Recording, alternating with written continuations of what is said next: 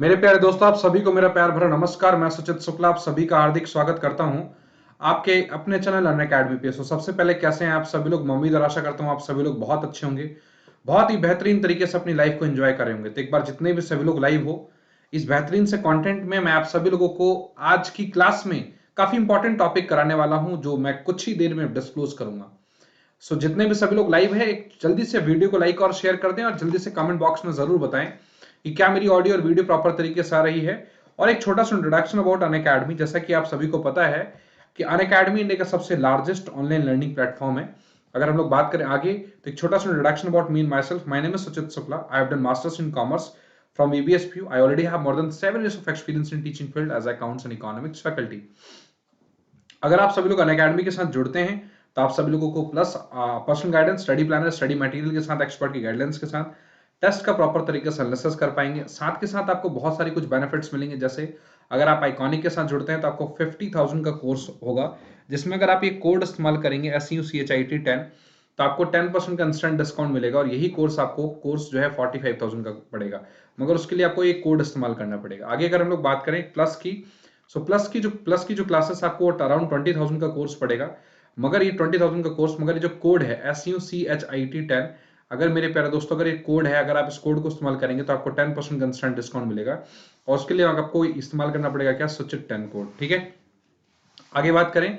ये हमारे पास plus iconic दो वेरिएंट में हमारे पास सब्सक्रिप्शन अवेलेबल है। आप सभी लोग मेरे प्यारे दोस्तों, आप सभी लोग इस प्लस आइकॉनिक दो वेरिएंट के सब्सक्रिप्शन से आप सभी लोग प्लस की क्लासेस को एंजॉय कर सकते हैं और काफी बेनिफिट्स पा सकते हैं। आइए अगर हम लोग बात करते हैं कुछ लक्ष्य बैच, और जो कि टारगेट JRF बैच चल रहा है, काफी शानदार बैच है आप सभी के बीच में। आप सभी लोगों को बताऊं कि 13 दिसंबर से बैच ये लगातार ये चल रहा है इंडिया के टॉप फैकल्टीज की टीम के द्वारा। 12+2, अगर आप 12 महीने का सब्सक्रिप्शन लेते हैं तो 2 महीने का सब्सक्रिप्शन फ्री आपको मिलता है।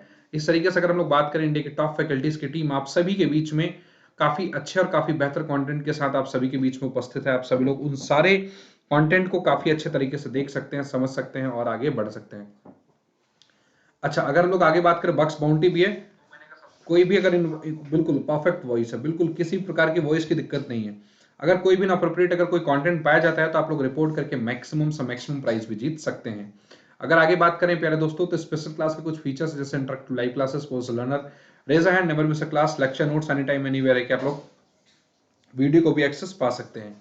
इस तरीके से हमारे पास अनअकैडमी लर्निंग एप्लीकेशन डाउनलोड करके आप सभी लोग स्पेशल क्लास, जो भी मेरे पास जो पुरानी जो स्पेशल क्लास है आप उनको फॉलो कर सकते हैं, आप उनको देख सकते हैं।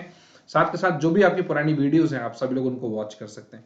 आइए प्यारे दोस्तों, हम सभी लोग कॉस्ट अकाउंटिंग को पढ़ेंगे। तो मैंने आप सभी को बताया था कि हम सभी लोग आप सभी के बीच में कॉस्ट अकाउंटिंग के लेक्चर को लेकर आ रहे हैं। काफी शानदार, काफी अच्छा लेक्चर है। आप सभी लोग जरूर कॉस्ट अकाउंटिंग को देखें।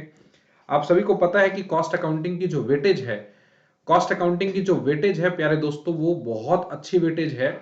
आप सभी लोग कॉस्ट अकाउंटिंग में अगर आप अच्छा कर पाते हैं तो आपको काफी अच्छे मार्क्स से आप सभी लोगों को सराहा जाएगा। तो आप सभी लोगों से रिक्वेस्ट है कि इस कॉस्ट अकाउंटिंग के हर एक टॉपिक को बहुत अच्छे तरीके से देखें, और जो टॉपिक समझ में ना आए आप on the spot comment box में लिख के आप हमसे पूछ सकते हैं। ठीक है, देखिए, हम अगर छोटी सी बात अगर आपसे पूछें, ये कॉस्ट मतलब क्या होता है?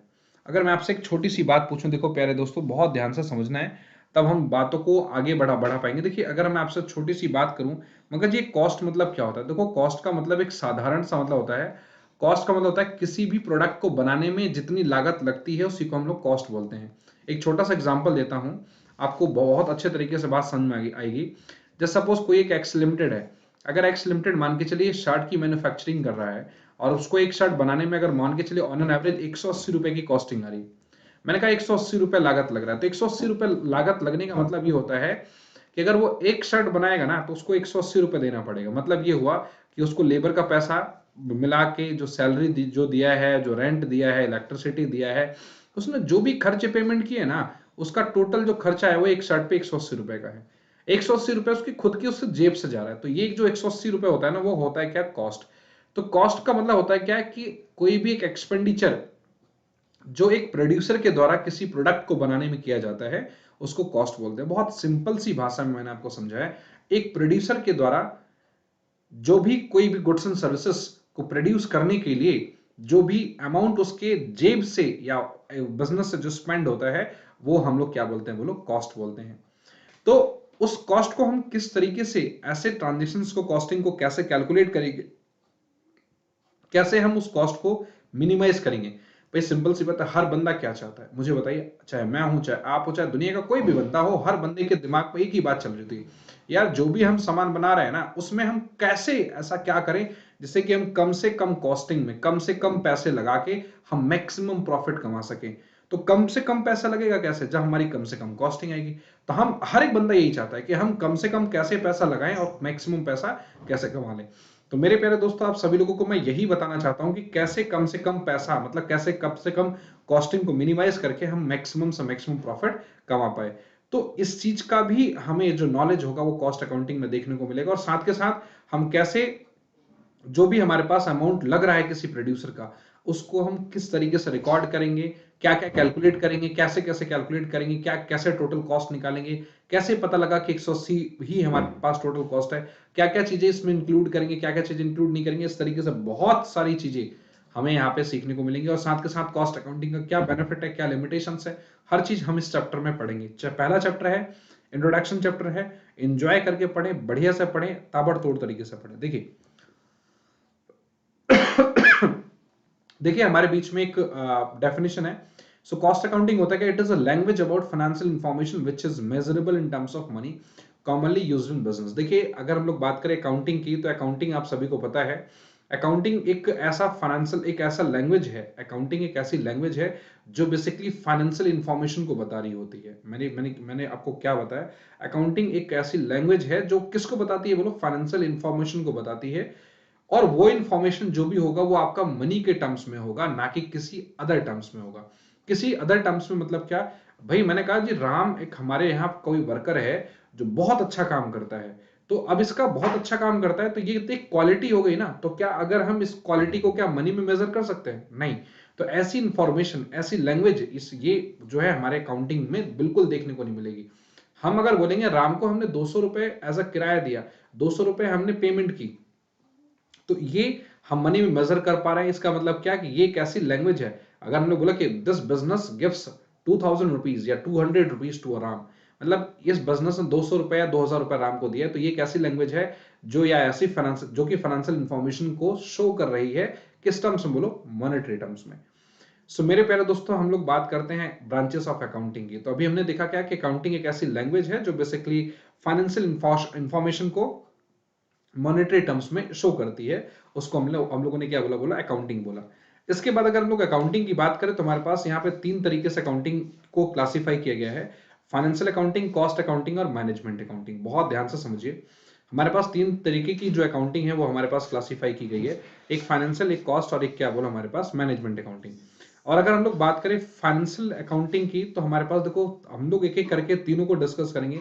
ये फाइनेंशियल अकाउंटिंग क्या होता है, इसके क्या एलिमेंट्स हैं, कॉस्ट अकाउंटिंग क्या होता है, इसके क्या एलिमेंट है, मैनेजमेंट अकाउंटिंग क्या होता है, इसका क्या एलिमेंट है, सारी चीजों को बहुत डिटेल में डिस्कस करेंगे।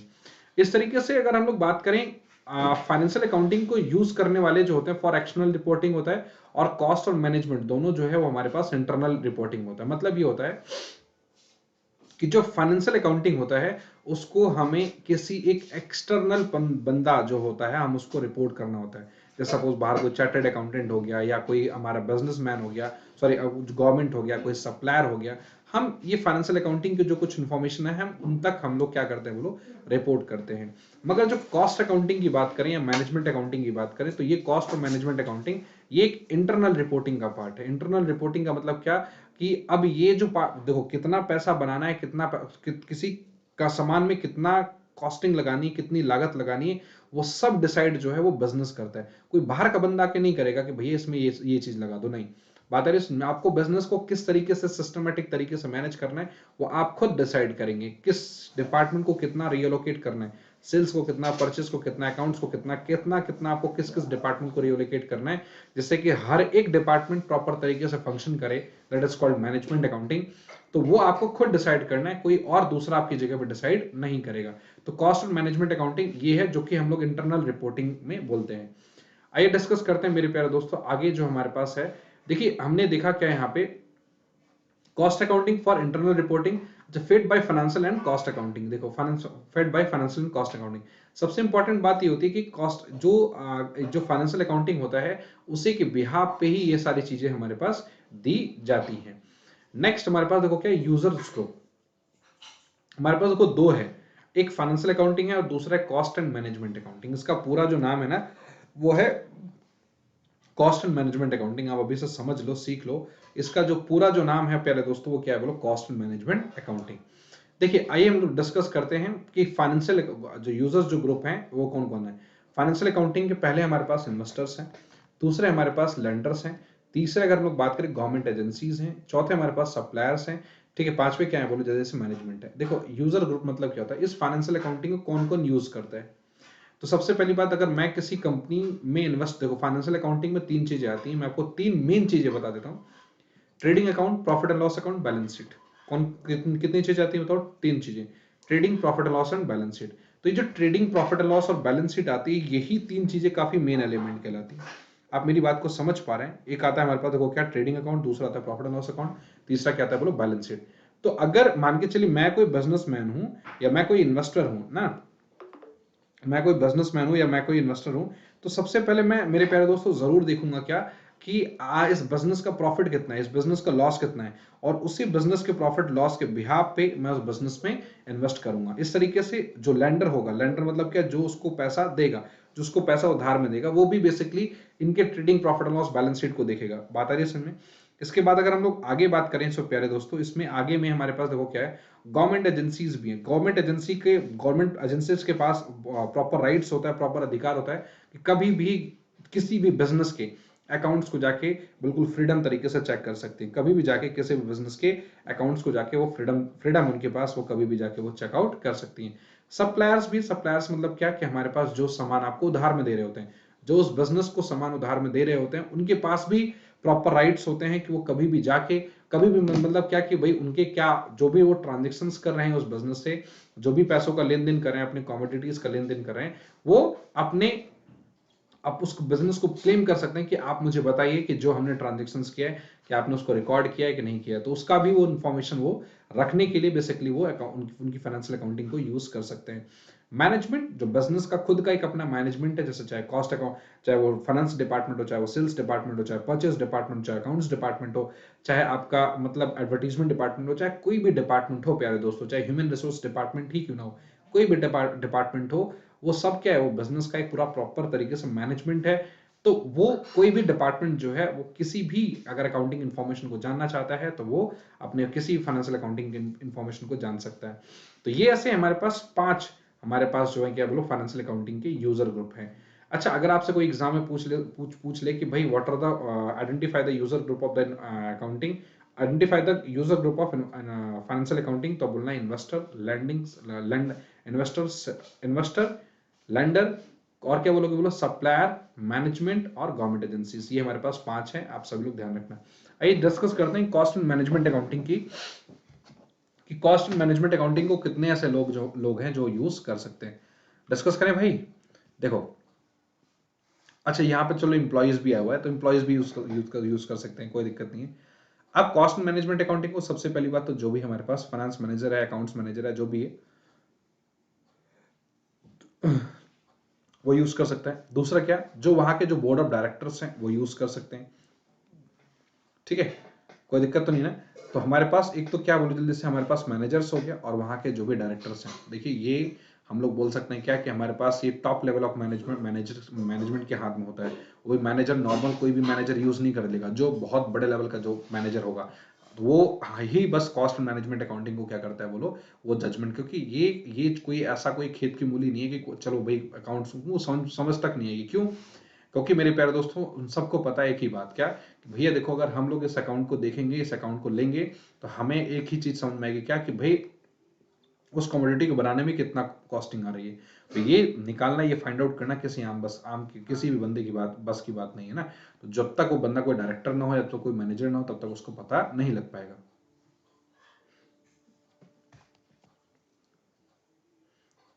देखिए आगे बात करें, so what are the branches of accounting. So पहले दोस्तों ये देखते हैं ब्रांचेस ऑफ अकाउंटिंग क्या है। तो हमारे पास देखो ब्रांचेस ऑफ अकाउंटिंग में हमने 3 अकाउंटिंग पढ़ा था, शायद आप लोगों को याद होगा, थोड़ी देर पहले ही हमने 3 ब्रांचेस पढ़े थे, फाइनेंशियल अकाउंटिंग, कॉस्ट अकाउंटिंग और मैनेजमेंट अकाउंटिंग। 3 अकाउंट पढ़े थे ना हमने। तीनों अकाउंटिंग को अभी हमें मतलब सीखना है कि फाइनेंशियल अकाउंटिंग क्या होता है, इसका मतलब क्या होता है, फिर कॉस्ट अकाउंटिंग सीखना है, फिर मैनेजमेंट अकाउंटिंग सीखना है कि फाइनेंशियल अकाउंटिंग, कॉस्ट अकाउंटिंग और मैनेजमेंट अकाउंटिंग का मतलब क्या होता है। देखिए अगर हम फाइनेंशियल अकाउंटिंग की बात करें तो ये एक ऐसा art of recording journal, classifying ledger, summarising trial balance, reporting profit loss and balance sheet, analysing interpretation the financial information. तो ये सारी कुछ हमारे पास देखो। फाइनेंशियल अकाउंटिंग क्या होता है बोलो, एक art of recording journal entry होती है, मतलब किसी जो जर्नल एंट्री होती है उसको रिकॉर्ड करने का एक तरीका होता है। और हम लोग बोल सकते हैं कि जो भी हमारे पास बिजनेस के जो ट्रांजेक्शन्स होते हैं उनको सबसे पहले हम फर्स्ट टाइम हम लोग क्या करते हैं बोलो, फाइनेंशियल अकाउंटिंग पहले हम लोग उनका प्रिपेयर करते हैं। कैसे?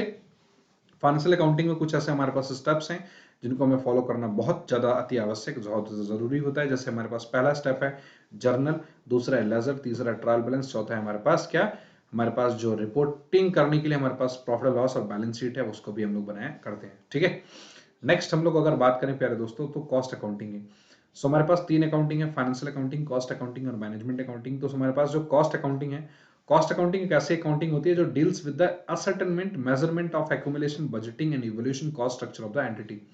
एंटिटी मतलब होता है बिजनेस, ठीक है ना।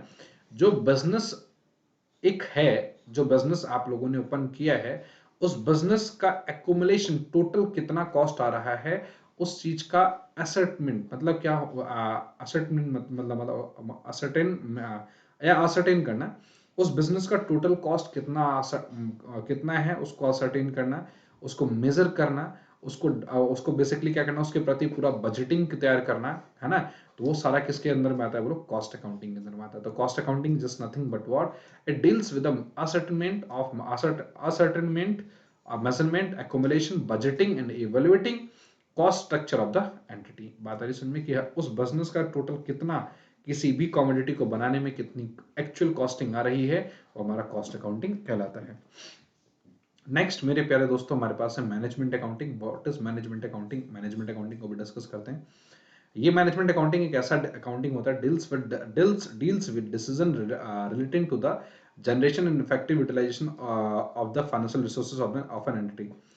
Management accounting deals with decision relating to the generation of effective utilisation of financial resources of an entity. देखो क्या होता है मैनेजमेंट अकाउंटिंग में, हम लोग ये पढ़ते हैं कि जो भी बिजनेस के पास रिसोर्सेस हैं, जो भी बिजनेस के पास फाइनेंशियल रिसोर्सेस हैं, उनको कैसे एक सिस्टमेटिक तरीके से, कैसे उनको इफेक्टिव तरीके से उनको यूज किया जाए, वो हमारा मैनेजमेंट अकाउंटिंग कहलाता है। आप मेरी बात को समझ पाए मैं क्या कहने की कोशिश कर रहा हूं। So management accounting is just nothing but what, it deals with decision relating to the generation and effective utilisation of financial resources. कैसे हम लोग इफेक्टिवली तरीके से हम अपने फाइनेंशियल रिसोर्सेज का इफेक्टिवली तरीके से यूज कर पाए, है ना। कैसे हम लोग फाइनेंशियल रिसोर्सेज का कैसे एक जो हमारे पास जो बिजनेस एंटिटी है उसका कैसे हम लोग इफेक्टिव तरीके से यूज कर पाए, उसको हम लोग बोलते हैं क्या, मैनेजमेंट अकाउंटिंग। तो हमारे पास ये 3 ब्रांचेस हैं अकाउंटिंग के, आप सभी लोग देख सकते हैं, फाइनेंशियल अकाउंटिंग, कॉस्ट अकाउंटिंग और मैनेजमेंट अकाउंटिंग। किसी मेरे भाई को यहां तक दिक्कत है आप सभी लोग बता सकते हैं। देखिए कॉस्ट अकाउंटिंग की बात करें, so cost accounting is specialised branch of accounting which provides process set of information statement to the management which assist them in decision making। देखो कॉस्ट अकाउंटिंग देखो क्या होता है, ये एक ऐसी स्पेशलाइज्ड ब्रांच ऑफ अकाउंटिंग है which provides processed set of information statement to the management which assist them to decision making। देखो ये एक ऐसा स्पेशलाइज्ड ब्रांच ऑफ अकाउंटिंग है, या हम लोग बोल सकते हैं क्या, ये इसकी खास बात ये है कि ये कुछ ऐसा इंफॉर्मेशन प्रोवाइड करता है हमारे मैनेजमेंट को जिससे कि वो किसी भी कमोडिटी की कॉस्टिंग के ऊपर वो डिसीजन ले सके। बात आ रही समझ में, हाँ है ना।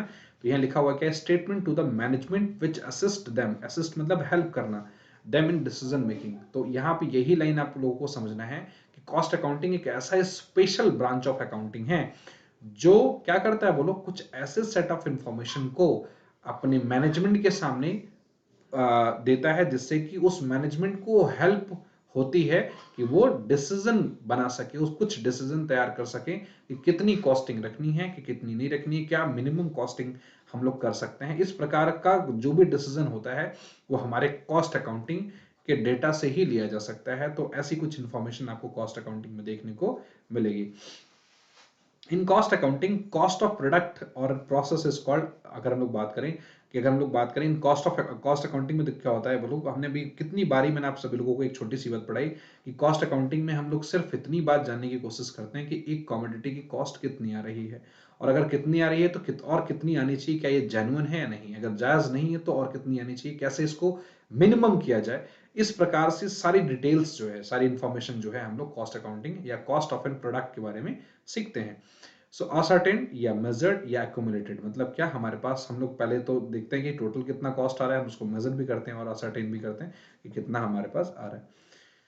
नेक्स्ट है हमारे पास मैनेजमेंट अकाउंटिंग। सो मेरे प्यारे दोस्तों, मैनेजमेंट अकाउंटिंग क्या होता है, किसी मेरे भाई को पता है?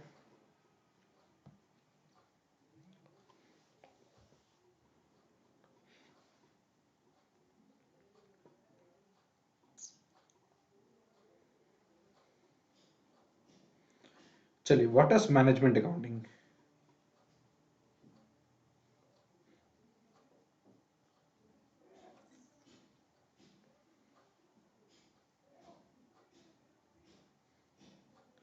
बताइए जल्दी से, fast,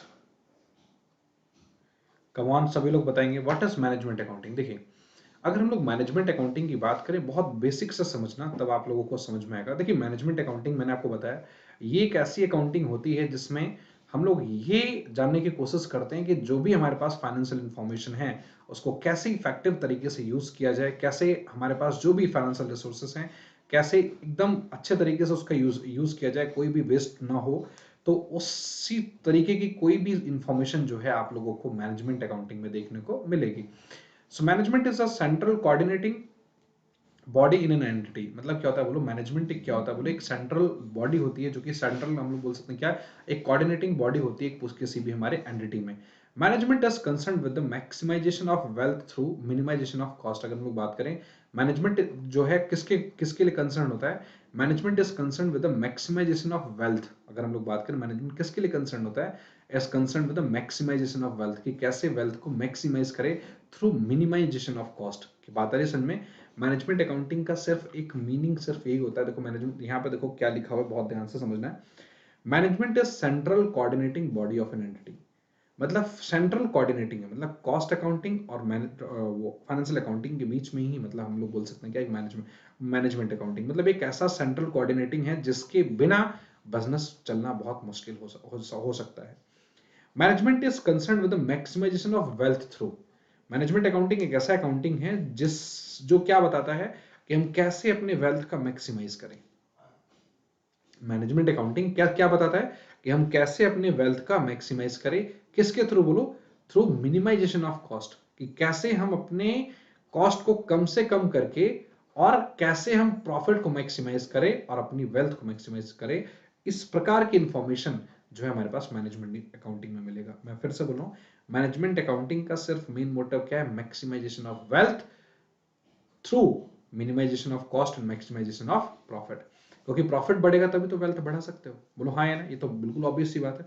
for this purpose information provided by cost accounting is analysed bye the management for decision making and management control function. इसके लिए provided by cost accounting is analysed bye the management for decision making and management control function. देखिए, होता क्या है, जो cost accounting वाला जो बंदा होता है ना, वो बेसिकली सिर्फ बता देगा यार कि जो है सुई इतने का है तो धागा इतने का है, तो बटन इतने के हैं, तो हमारे पास जो धागे वो जो है कलर इतने का है, सारी चीजें बता देगा। तो एक कॉमोडिटी को बनाने में इतनी कॉस्टिंग आएगी, तो अगर हम 1,000 पीस बनाते हैं तो इतना कॉस्टिंग आएगा, और अगर हम 1,00,000 पीस बनाते हैं तो इतनी कॉस्टिंग आएगी। तो हम एक बिजनेस को प्रोड्यूस करने के लिए एक मिनिमम कितना कॉस्टिंग चाहिए, वो सारी इंफॉर्मेशन जो है बिजनेस दिया करता है। कॉस्ट अकाउंटिंग देगा किसको, मैनेजमेंट अकाउंटिंग को। फिर मैनेजमेंट अकाउंटिंग फिर वहां पे सोचता है यार कि क्या ये कॉस्ट हमारे लिए जायज है कि नहीं है, क्या ये बिजनेस के लिए फ्रूटफुल है कि नहीं है, क्या इस बिजनेस के लिए इस कॉस्टिंग में क्या प्रॉफिट को मैक्सिमाइज किया जा सकता है, नहीं किया जा सकता। फिर देन मैनेजमेंट अकाउंटिंग क्या करता है कि अब वो ये सोचता है कि कैसे इस कॉस्ट को मिनिमम करना है, और या हम बोल सकते हैं क्या कि कैसे अगर कॉस्ट मिनिमम नहीं करना है तो कैसे हम इसी कॉस्टिंग को प्रेफर करते हुए प्रॉफिट को मैक्सिमाइज करेंगे। तो इस प्रकार की जो सोच और भावना, इस पे काम करना जो है वो हमारे मैनेजमेंट अकाउंटिंग का पार्ट होता है। तो यही वो लाइन लिखी हुई है, for this purpose information provided by cost accounting is analysed by the in management for decision making, ठीक है, एंड मैनेजमेंट कंट्रोल और फंक्शंस। कोई दिक्कत तो नहीं ना? चलिए मैनेजमेंट अकाउंटिंग की बात करें। Management accounting reports generated through management accounting are used internally. देखो अगर हम लोग बात करें मैनेजमेंट, आप सभी को पता है मैनेजमेंट अकाउंटिंग बेसिकली इंटरनली तरीके से बनाया जाता है और उसको यूज भी जो है वो इंटरनली ही लोग करते हैं। मतलब हम लोग एम्प्लॉयज बोल सकते हैं, board of directors, sorry employee नहीं, मैनेजर्स और बोर्ड ऑफ डायरेक्टर्स दो ही लोग। Employees can not be use by the management accounting, ठीक है। बोर्ड ऑफ डायरेक्टर्स और कौन करेगा बोलो? बोर्ड ऑफ डायरेक्टर्स और हमारे पास दूसरा कौन है बताओ? हमारे पास जो भी मैनेजर्स होते हैं। Major functions of management accounting, आइए देखते हैं क्या क्या मेजर फंक्शंस हैं। पहला प्लानिंग एंड फोरकास्टिंग, जैसे कि आप सभी को बताया हुआ है कि प्लानिंग एंड फोरकास्टिंग जो है हमारे पास मेन मेजर फंक्शंस हैं। आइए डिस्कस करते हैं what is planning and forecasting, कैसे हम लोग बोल सकते हैं।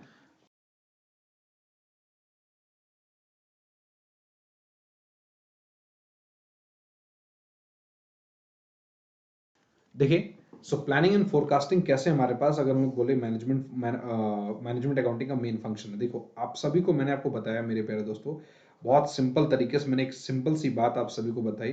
उम्मीद करता हूँ आप सभी को बात समझ में आई होगी। बात ये है कि जो कॉस्ट अकाउंटिंग वाला जो बंदा होता है वो क्या करता है कि सारे डेटा को प्रिपेयर करता है। वो ये बताता है कि इस कमोडिटी को बनाने में मिनिमम इतनी कॉस्टिंग लगनी है।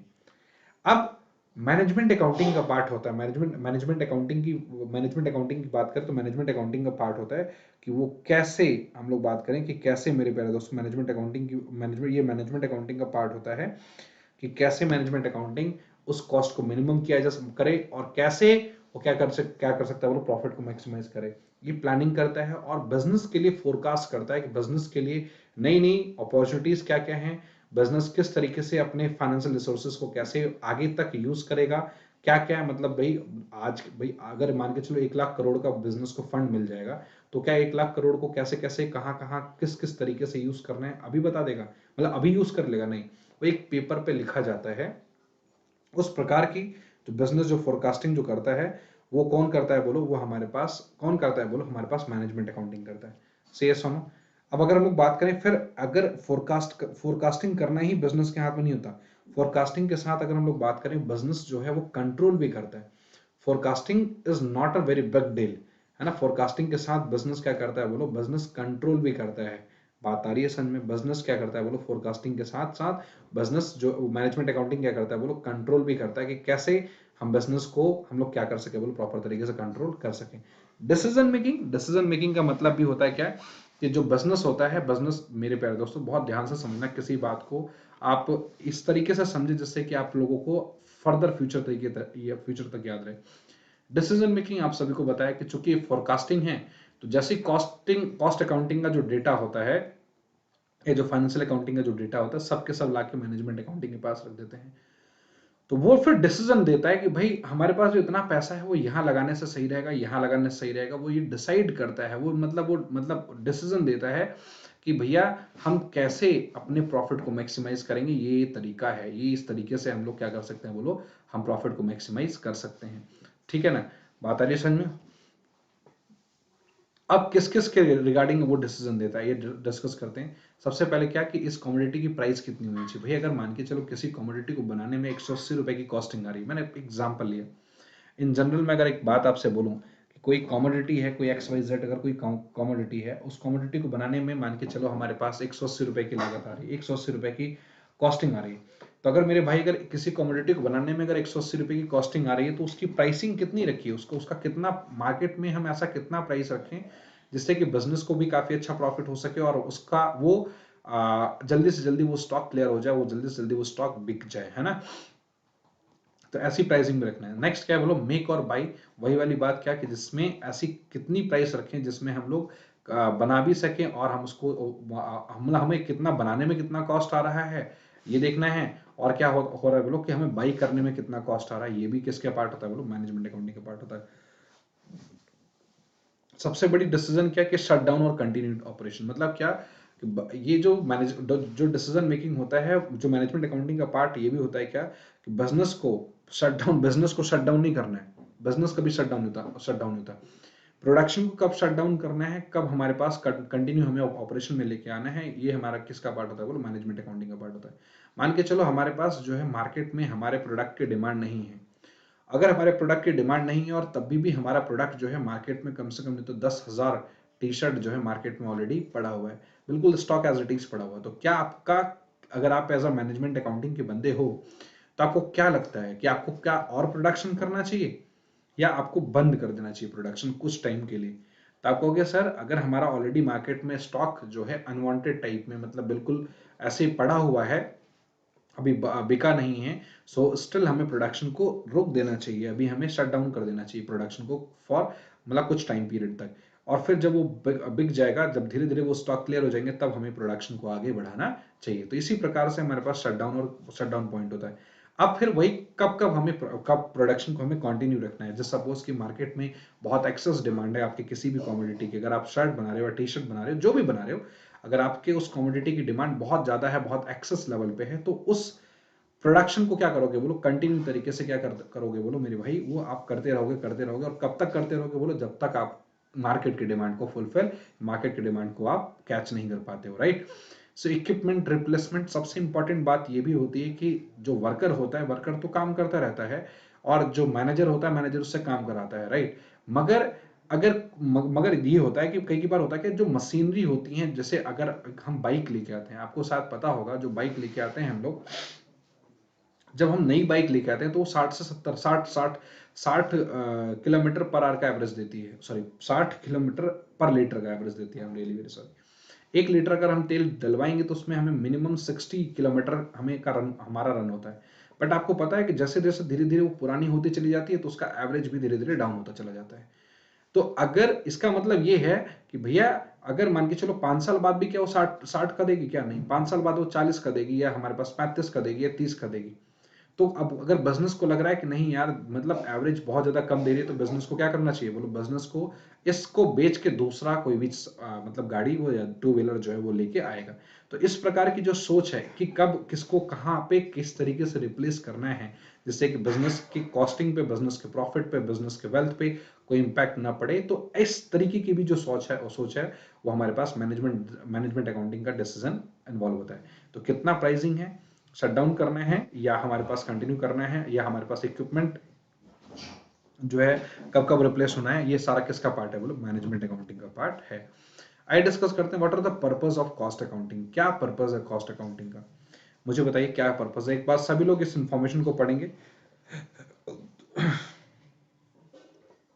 चलिए पढ़िए जल्दी से एक बार सभी लोग फास्ट, सभी लोग पढ़िए एक बार जल्दी से फास्ट, कम ऑन मेरे प्यारे दोस्तों, सभी लोग बार पढ़िए जल्दी से, कॉस्ट अकाउंटिंग का क्या पर्पस है, इसके बाद फिर मैं आप सभी लोगों को बताऊंगा।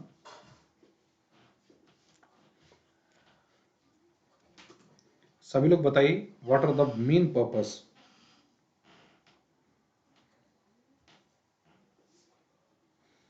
What are the main purpose of cost accounting, एक बार सभी लोग पहले जल्दी से पढ़िए, फिर मैं आपको बताऊंगा। एक बार जल्दी से पढ़ना है सभी लोगों को।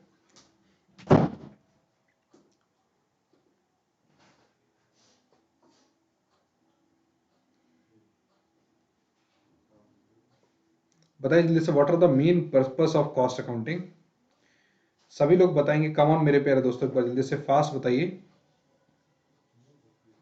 Come on. पढ़ लिया आप लोगों ने, पढ़ लिया आप लोगों ने?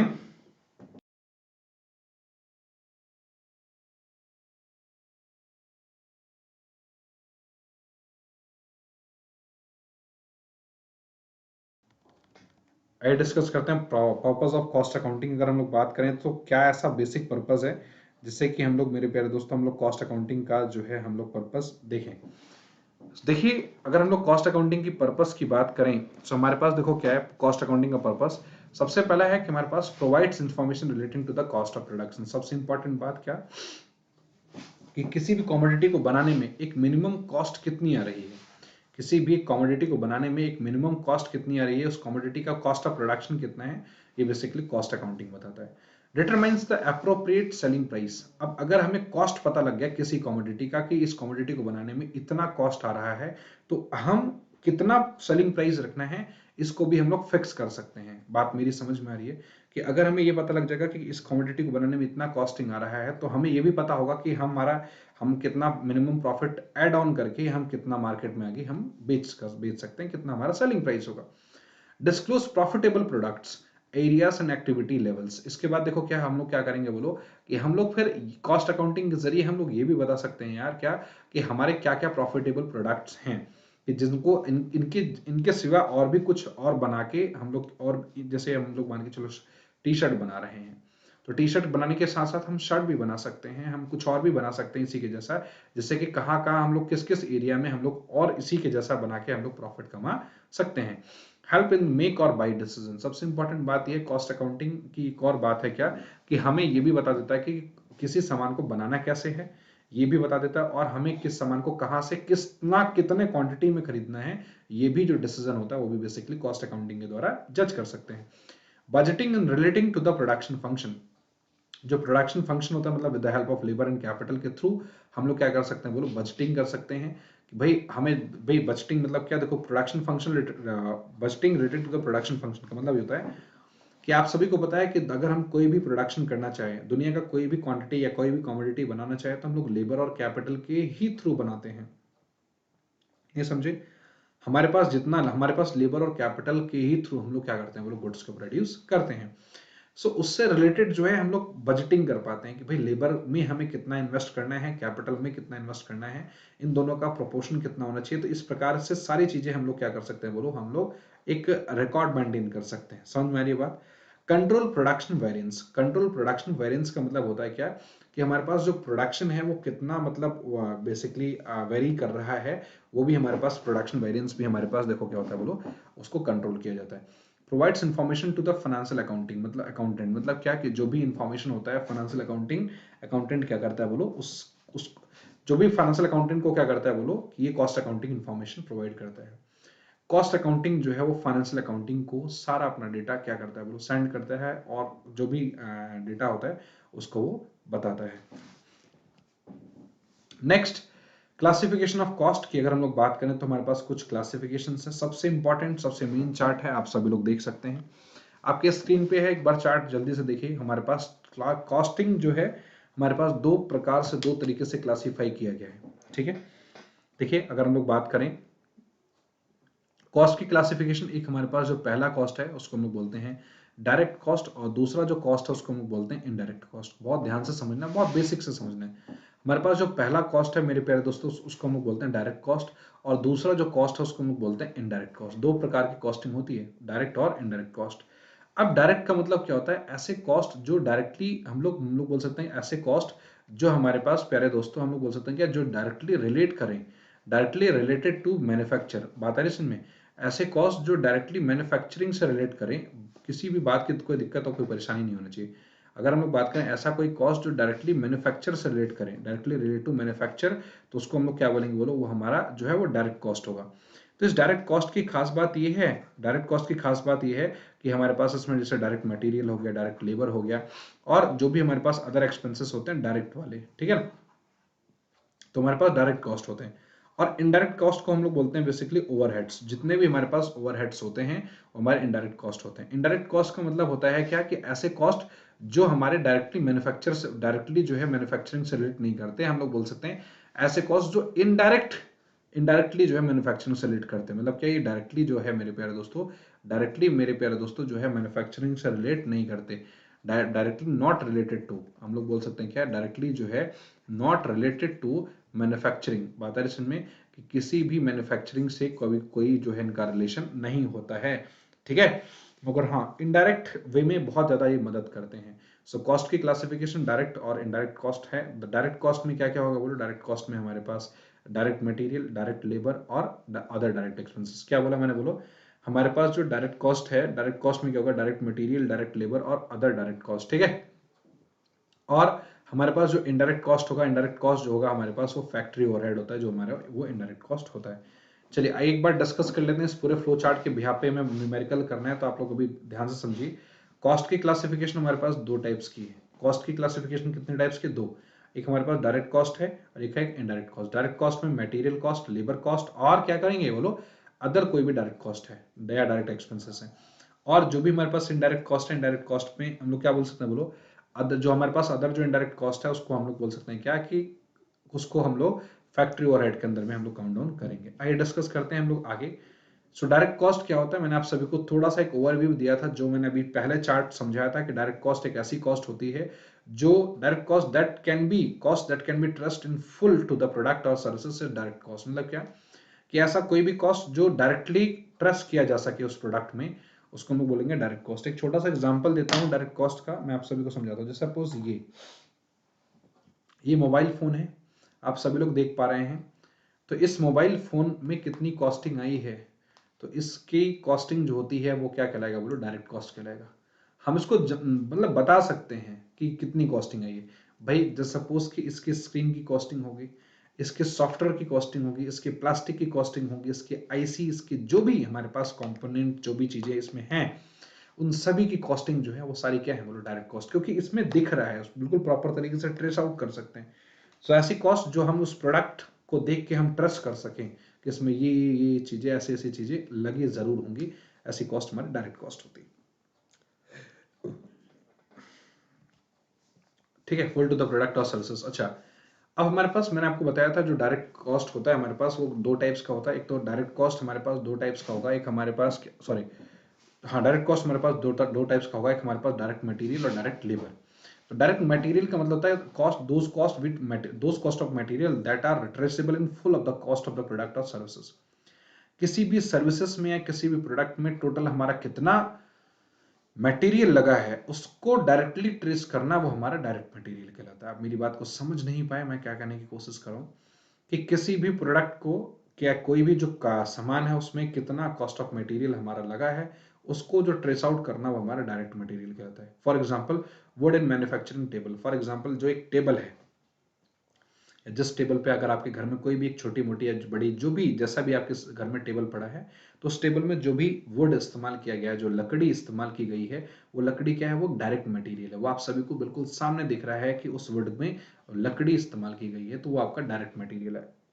डायरेक्ट लेबर क्या है, कॉस्ट और the specific cost of the worker in producing a service. मतलब ये होता है क्या, कि उस कमोडिटी को बनाने में ऑन एन एवरेज कितने लेबर लगे हैं, उनकी जो कॉस्टिंग आ रही है वो हमारे डायरेक्ट लेबर की बात की जाती है। For example labour involvement cutting would. अब एक बात बताइए, जो आपका जो क्या बोलते हैं, जो आपके घर में, जो मैंने टेबल का एग्जांपल लिया, जो भी आपके घर में जो छोटी मोटी जैसी भी जो टेबल पड़ी है, उसको सिंपल सी बात है किसी वुड कटर ने या किसी कारपेंटर ने उसको काटा होगा, उसको एक शेप या उसका कुछ साइज दिया होगा, तो उसका जो पेमेंट होगा बिजनेस की तरफ से वो भी एक डायरेक्ट लेबर की पेमेंट होगी, और वो एक आपका डायरेक्ट कॉस्ट का पार्ट होगा।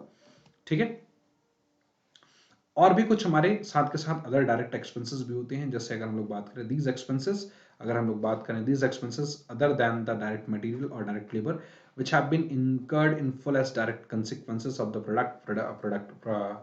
प्रोड्यूसिंग प्रोडक्ट और सर्विसेज। जैसे आप एक बात बताइए, जब आपको टेबल जैसे मिला है, तो भाई वुड कटर ने, या हम लोग बोल सकते हैं कारपेंटर ने उसको काट दिया वुड, तो जो कारपेंटर ने काटा है, जो कारपेंटर का जो खर्चा है, उसको हमने क्या बोला, बोलो डायरेक्ट लेबर बोल दिया। बट जो मटेरियल जो लगा, जैसे वुड लगा हमारा, जो आपका एक्चुअल जो मटेरियल वो आपका क्या लगा बोलो जल्दी से, हमारा क्या बोलेंगे बोलो, जो लगा हुआ उसको हम लोग बोल देंगे क्या, बोलो डायरेक्ट मटेरियल। और अगर हम लोग बात करें, कुछ ऐसे भी खर्चे होते हैं अदर डायरेक्ट एक्सपेंसेस, जैसे मान के चलो कि हम किसी सामान को वहां से यहाँ तक लेके आ रहे हैं। भाई एक वुड है जो हम कहीं मतलब मान के चलो, भाई पेड़ तो हमारे घर में उगा नहीं है, पेड़ भाई एक हम पर्टिकुलर प्लेस से अपने बिजनेस तक सामान लेके आएंगे, तो वो जो भाड़ा होगा वो हमारा क्या कहलाएगा बोलो, वो हमारे पास वो कैरेज इनवर्ड कहलाता है, वो हमारा डायरेक्ट एक्सपेंस कहलाएगा। उसमें जो फेविकॉल लग रहा है, उसमें जो छोटे मोटे जो कुछ एक्सपेंसेस लग रहे हैं ना, उसको हम लोग क्या बोलते हैं बोलो, हमारे पास डायरेक्ट एक्सपेंसेस बोलते हैं। जैसे कॉस्ट ऑफ जिक्स, ठीक है, कॉस्ट ऑफ गुड जिक्स हो गया, माउंट्स हो गया, तो हमारे पास ये सारी चीजें जो है वो हमारे पास क्या कहलाएंगे बोलो,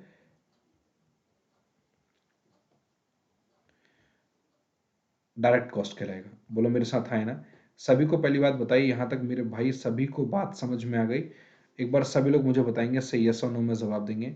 अभी तक किसी मेरे भाई बंधुओं को यहां तक अगर दिक्कत है तो आप सब लोग मुझे बता सकते हैं, बताइए फास्ट। चलिए इनडायरेक्ट कॉस्ट की बात करते हैं। तो इनडायरेक्ट कॉस्ट जो है हमारे पास, इनडायरेक्ट कॉस्ट काफी इंपॉर्टेंट कॉस्ट है हमारे पास। The cost that is incurred in producing product और services but which can not be traced in full. मतलब क्या है, एक ऐसी कॉस्ट होती है जो हम किसी प्रोडक्ट को देख के ट्रस्ट नहीं कर पाएंगे। जैसे सपोज कि अगर मैं एक छोटा सा एग्जांपल देता हूं आपको, तो जैसे ये मोबाइल फोन है, मैं ये नहीं, इस मोबाइल फोन को देख के मैं ये नहीं बता सकता कि इस मोबाइल फोन को बनाने, जब बना होगा तो उस टाइम बिजली का बिल कितना आया होगा, इलेक्ट्रिसिटी बिल कितना आया होगा।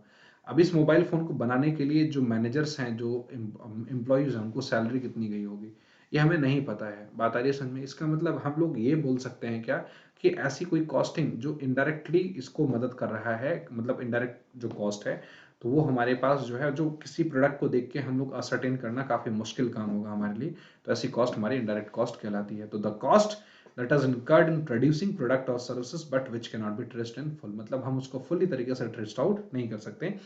तो ऐसे कॉस्ट को बेसिकली हम लोग फैक्ट्री ओवरहेड भी बोला करते हैं। क्या बोलेंगे, बोला हम लोग फैक्ट्री ओवरहेड भी बोला करेंगे। तो ऐसी कॉस्ट जिनको किसी कॉमोडिटी या किसी गुड्स एंड सर्विसेज या किसी प्रोडक्ट को देख के फुली तरीके से ट्रेस आउट नहीं कर पाए कि ये एक्चुअल में हमारा कॉमोडिटी में कितना सामान लगा है या नहीं लगा है, राइट। जैसे मैं कुछ एग्जांपल के जरिए बताऊं, जैसे salary to permanent employee, managers का खर्चा कितना है, रेंट कितना जा रहा था। जैसे सपोज इस मोबाइल को बनाने के लिए जो भी, जिस जहां भी मोबाइल बन रहा था, उस फैक्ट्री का रेंट कितना जा रहा था, इलेक्ट्रिसिटी बिल कितना आ रहा था, सैलरी कितनी जा रही थी। इस प्रकार का कोई भी जो फैक्ट्री का जो खर्चा है, बात आ रही है समझ में। फॉर एग्जाम्पल ये मोबाइल बन रहा था इंडिया में, मगर इसी का जो हेड ऑफिस था वो मान के चलो चाइना में है, तो चाइना का जो है, चाइना में जो हेड ऑफिस है, उस हेड ऑफिस का भी तो अपना खर्चा होगा, है ना। तो उस हेड ऑफिस का कितना खर्चा होगा, तो ये हम उस हेड ऑफिस का कितना खर्चा होगा इस प्रोडक्ट को तो देख के बता नहीं सकते। तो इस प्रकार की जो कुछ इन्फॉर्मेशन जो डायरेक्टली प्रोडक्ट को देख के ट्रस्ट नहीं किया जा सकता है, तो ऐसी इंफॉर्मेशन या ऐसा कोई भी हमारे पास जो चीजें जो होती हैं, वो हमारे एक इनडायरेक्ट कॉस्ट का पार्ट होता है। होपफुली आप सभी लोगों को ये इनडायरेक्ट कॉस्ट क्या होता है, ये बेसिक्स जो मैंने आप सभी को समझाया, उम्मीद करता हूँ ये आपको सारी बातें समझ में आ गई होंगी। नेक्स्ट डिस्कस करते हैं एफओएच, मतलब फैक्ट्री ओवरहेड। ठीक है, फैक्ट्री इनडायरेक्ट एक्सपेंसेस का पार्ट होता है ना। फैक्ट्री के इनडायरेक्ट एक्सपेंसेस हमारे पास फैक्ट्री ओवरहेड का मतलब होता है। So factory overhead means all expenses of factory other than direct material. मतलब क्या फैक्ट्री ओवरहेड का मतलब होता है क्या, कि वो सारे के सारे हमारे पास सारे के सारे एक्सपेंसेस होते हैं, मगर वो डायरेक्ट मटेरियल से अदर देन होते हैं। डायरेक्ट जैसे डायरेक्ट लेबर हो गया, है ना। सो फैक्ट्री ओवरहेड एक्सपेंसेस का मतलब होता है क्या, कि सारे जो भी हमारे पास जो है वो फैक्ट्री से related, means all expenses of factory other than direct material. तो डायरेक्ट मटेरियल, डायरेक्ट लेबर और जो अदर जो डायरेक्ट एक्सपेंसेस हैं, उनको छोड़ के जो भी एक्सपेंस होगा वो सारा फैक्ट्री ओवरहेड में चला जाएगा। मैंने क्या बोला आप सभी को समझो ध्यान से, जो भी टोटल कॉस्ट में से डायरेक्ट कॉस्ट निकाल दो, फैक्ट्री ओवरहेड आ जाएगा। या मैं ये भी बोल सकता हूँ क्या मैं ये भी बोल सकता हूँ क्या, कि जो भी टोटल कॉस्ट छोड़ो, अब यहाँ पे टोटल कॉस्ट हटा दो, अभी इतना टेक्निकल आपको समझ में नहीं आएगा। अभी आप बस इतना सोचो कि जो भी हमारे पास फैक्ट्री ओवरहेड है, या हम लोग या ये बोलो कि जो भी हमारे पास टोटल एक्सपेंसेस हैं, बिजनेस के जो भी टोटल एक्सपेंसेस है, बिजनेस के जो भी सारे जो खर्चे हैं, उसमें से सारे डायरेक्ट मटेरियल, डायरेक्ट लेबर या और अदर डायरेक्ट कॉस्ट या अदर डायरेक्ट एक्सपेंसेस को माइनस कर देंगे, तो जो भी हमारे पास आएगा उसको हम लोग बोलेंगे फैक्ट्री ओवरहेड। तो जो फैक्ट्री ओवरहेड आएगा हमारे पास, उसको उसका क्या पार्ट होगा, उसको हम लोग बोलेंगे direct material, indirect labour, depreciation of machinery, factory utility bills. तो ये हमारे पास जो चार जो पॉइंट्स हैं, वो हमारे पास किसके बोलो, इनडायरेक्ट ओवरहेड के पार्ट, इनडायरेक्ट कॉस्ट के पार्ट हैं। चलिए कॉस्ट की क्लासिफिकेशन की बात करते हैं। सो पहले दोस्तों, जैसे कि आप सभी को मैंने बताया कि कॉस्ट की क्लासिफिकेशन जो डायरेक्ट कॉस्ट की अगर बात करें, so direct material plus direct labour plus other direct cost, जो हमारे पास जो डायरेक्ट कॉस्ट होता है उसको हम लोग प्राइम कॉस्ट बोलते हैं। क्या बोलते हैं, बोलो मेरे साथ। बहुत इंपॉर्टेंट बात आप सभी लोगों को बताई जा रही है, एकदम बिल्कुल बेसिक से मैं आप सभी को समझा रहा हूँ, किसी प्रकार की किसी मेरे भाई को दिक्कत नहीं होना चाहिए। तो मैंने आप सभी को समझाया था, मैं ये बोल सकता हूँ कि जो भी बिजनेस की जो डायरेक्ट कॉस्ट होती है, उसी कॉस्ट को हम लोग बेसिकली क्या बोलते हैं, हम लोग प्राइम कॉस्ट बोलते हैं। बिजनेस की जो भी डायरेक्ट कॉस्ट होगी, मैंने फिर से दोबारा बोल रहा हूँ, बिजनेस की जो भी डायरेक्ट कॉस्ट होगी, वही हम लोग क्या करते हैं, बोलो बिजनेस की हमारी प्राइम कॉस्ट होती है। किसी मेरे भाई को दिक्कत है, किसी मेरे भाई को परेशानी है, तो आप लोग मुझे बता सकते हैं। देखो कैसे, देखो जो भी direct material plus direct labour plus other direct cost, ध्यान से समझो, जो हमारे पास डायरेक्ट मटेरियल होता है वो प्लस डायरेक्ट लेबर होता है वो प्लस अदर डायरेक्ट कॉस्ट होता है, इन तीनों को अगर हम लोग प्लस कर देंगे तो हमारे पास क्या बन जाता है, बोलो बिजनेस की हमारे पास प्राइम कॉस्ट बन जाती है। समझ में आ गई बात।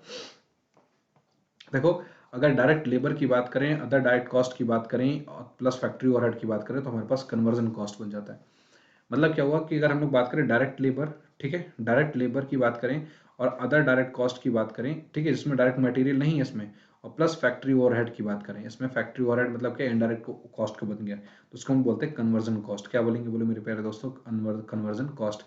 तो प्राइम कॉस्ट प्लस का फैक्ट्री ओवरहेड अगर हम लोग बात करें, देखो ये दोनों मिला के क्या होगा, बोलो प्राइम कॉस्ट हो जाएगा, और प्लस का factory overhead is equal to क्या हो जाएगा, बोलो टोटल फैक्ट्री कॉस्ट। तो हम लोग बोल सकते हैं क्या, जो भी हमारे पास प्राइम कॉस्ट होगा वो प्लस का जो भी हमारे पास फैक्ट्री ओवरहेड होगा ये, मतलब हम लोग बोल सकते हैं डायरेक्ट कॉस्ट प्लस का indirect cost is equal to क्या होगा, मतलब टोटल कॉस्ट। तो टोटल कॉस्ट को हमने टोटल फैक्ट्री कॉस्ट बोल दिया, है ना।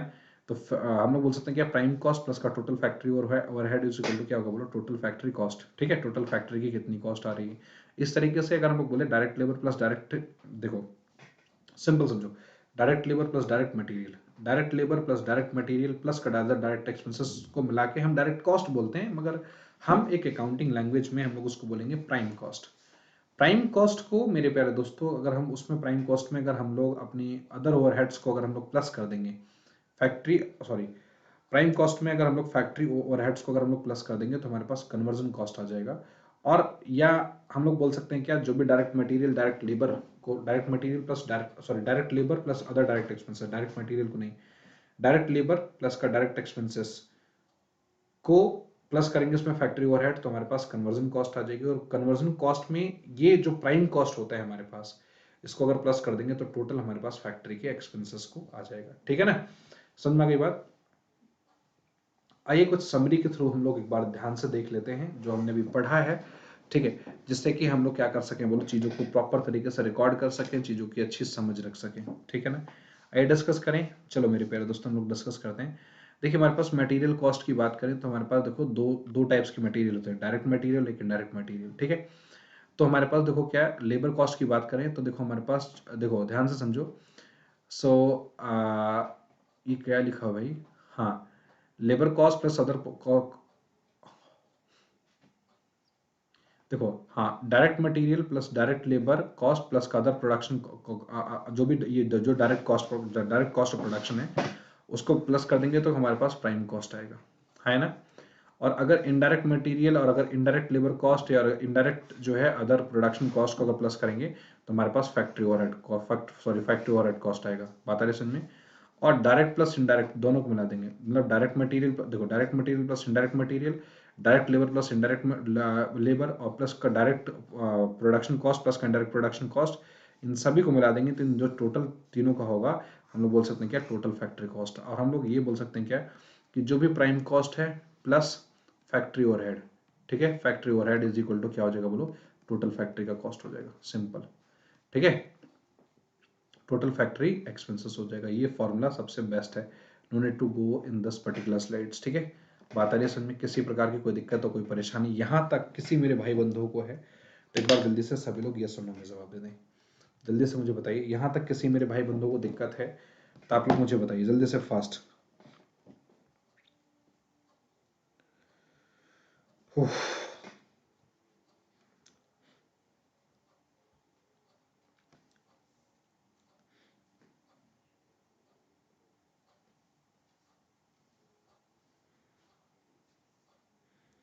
चलिए जल्दी से बताइए फास्ट।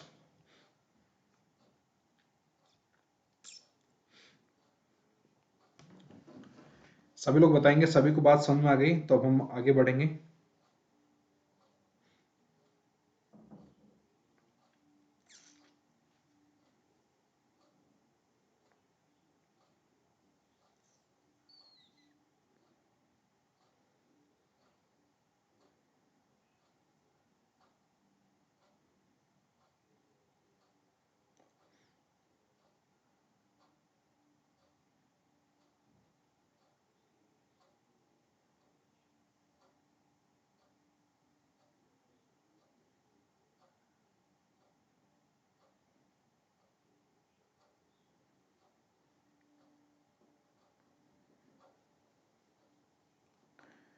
चलिए भाई, आप सभी को बात समझ में आ गई, सभी लोग मुझे बताइए जल्दी से फास्ट। चलिए सभी लोग बताएंगे।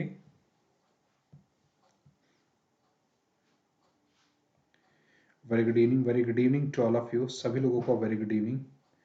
चलिए, अगर यहाँ तक बात सभी को समझ में आ गई तो एक बार जल्दी से मुझे सभी लोग लाइव बताएंगे ये सब बात सभी को समझ में आ गई।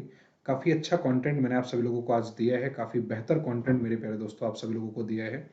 उम्मीद करता हूँ आप सभी को बात अच्छे तरीके से समझ में आएगी और अच्छे तरीके से आप सभी लोग कर पाएंगे।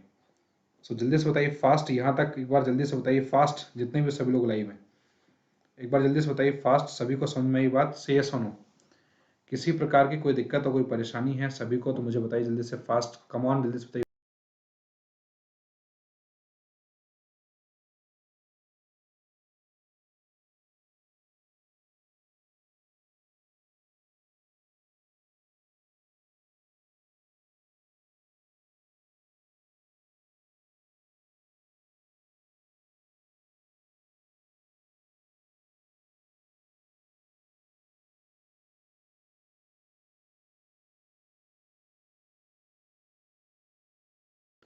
चलिए, सो मेरे प्यारे दोस्तों आपको प्राइम कॉस्ट प्लस का फैक्ट्री ओवरहेड मिला के हमारे पास जो है ये हमारे पास डेटा मिलेगा। होपफुली आपको ये बेसिक सी बातें थी जो कि आप सभी को मैंने समझाया, काफ़ी इंपॉर्टेंट बात मैंने आप सभी को आज बात बताई है। एक बार जल्दी से मुझे बताइए कि सभी लोगों को बात समझ में आ गई, यस और नो। यस और नो में तो जवाब दीजिए भाई, सभी लोग बता तो सकते हैं ना यस और नो में कि बात सभी को समझ में आई कि नहीं आई, जल्दी से बताइए फास्ट। ठीक है, अभी बताइए जल्दी से, अभी अभी को सभी सबको बात समझ में आ रही है? सभी लोग मुझे बताइए, कमेंट करिए भाई जल्दी से फास्ट, एकदम बहुत तेज बताइए भाई जल्दी से बात, सभी सभी लोग बताएंगे। यहाँ तक सभी लोगों को बात समझ में आ गई?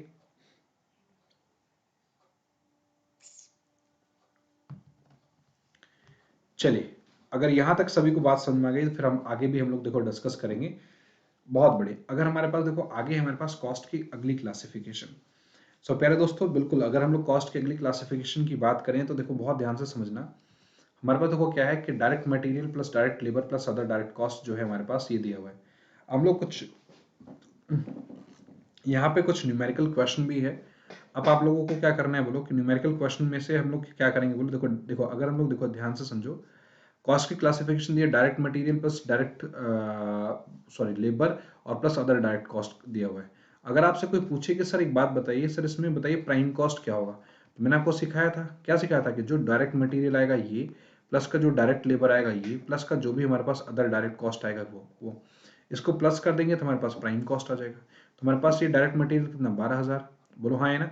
इस तरीके से other other sorry direct labour जो आ रहा है हमारे पास वो 8,000 और अदर डायरेक्ट कॉस्ट कितना बोलो 2,000, अभी हमने डिस्कस किया। तो 12 8 20 और 2 कितना बोलो 22,000। तो ये जो 22,000 आएगा वो मेरे प्यारे दोस्तों क्या आएगा बोलो, ये हमारे पास प्राइम कॉस्ट आएगा। ये जो 22,000 आया है उसको हम लोगों ने क्या नाम दिया बोलो जल्दी से, इसको हमने प्राइम कॉस्ट दिया। किसी मेरे भाई को यहाँ तक बात समझ में नहीं आई तो मुझे बता दो जल्दी से फास्ट। तो प्राइम कॉस्ट समझ में आ गया सभी लोगों को? बताइए जल्दी से फास्ट, बताइए कम ऑन। बिल्कुल सही बात है, देखो प्राइम कॉस्ट इनका भी 22,000 आ रहा है।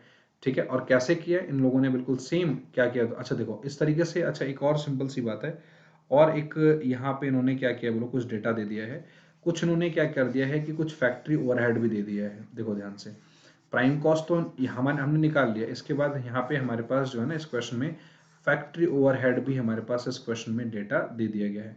तो मेरे प्यारे दोस्तों जो फैक्ट्री ओवरहेड दिया गया ना, तो फैक्ट्री ओवरहेड को भी प्लस कर दो। तो हम लोग जो देखो इनडायरेक्ट मटेरियल, इनडायरेक्ट लेबर और electricity bill, rent, rent of factory, depreciation, ये जो सारा जो खर्चा है इस सारे खर्चे को हम लोग बोलते हैं फैक्ट्री ओवरहेड। क्या बोलते हैं बोलो? Factory overhead. क्या बोलेंगे बोलो मेरे साथ? फैक्ट्री ओवरहेड, या हम लोग बोल सकते हैं कि इनडायरेक्ट इनडायरेक्ट इनडायरेक्ट एक्सपेंसेस। तो देखो ये कितना हो जाएगा बोलो, 2 1 3 3 3 6 6 1 7 7 1 8 और 8 3 11। बोलो हाँ है ना, ये हमारे पास 11,000 आ जाएगा। बोलो जल्दी से फास्ट, सभी लोग बताइए जल्दी से, आवाज आ रही है? सभी लोग बताइए जल्दी से, आवाज आ रही है मेरे प्यारे दोस्तों?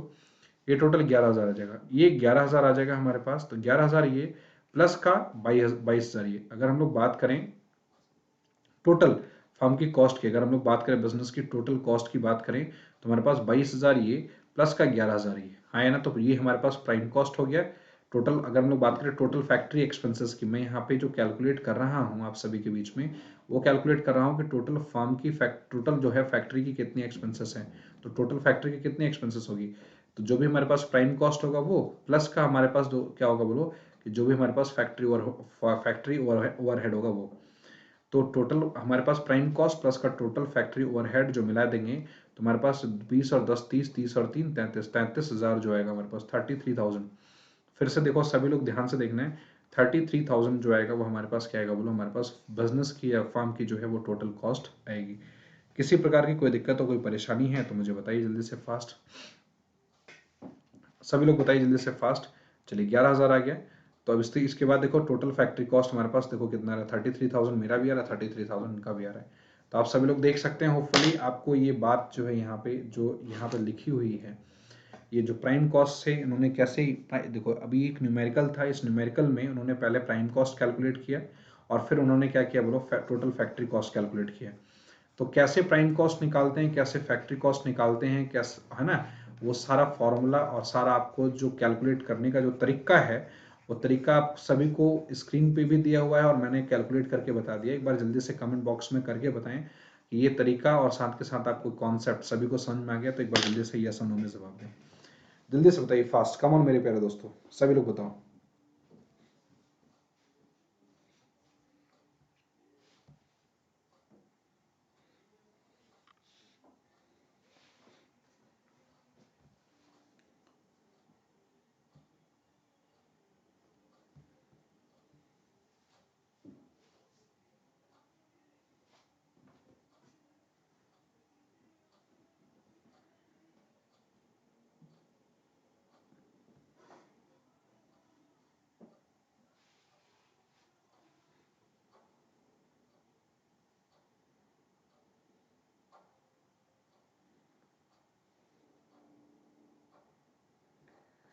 चलिए सो मेरे प्यारे दोस्तों, एक बार सभी लोग बताएंगे, यहाँ तक बात सभी को अगर समझ में आ गई तो एक बार जल्दी से सभी लोग बताएं, जिससे कि हम चीज़ों को बहुत बेहतर तरीके से हम लोग समझ पाएं कि आप सभी को कंटेंट समझ में आ रहा है, से यस और नो।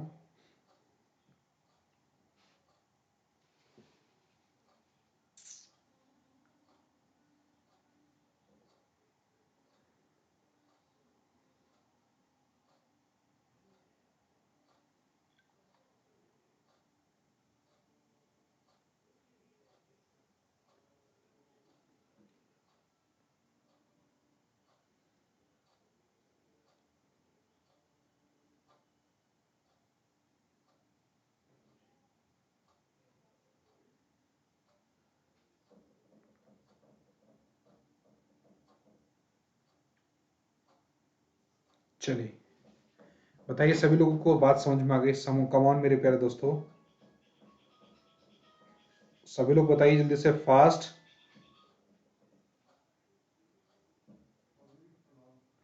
जल्दी बताइए फास्ट।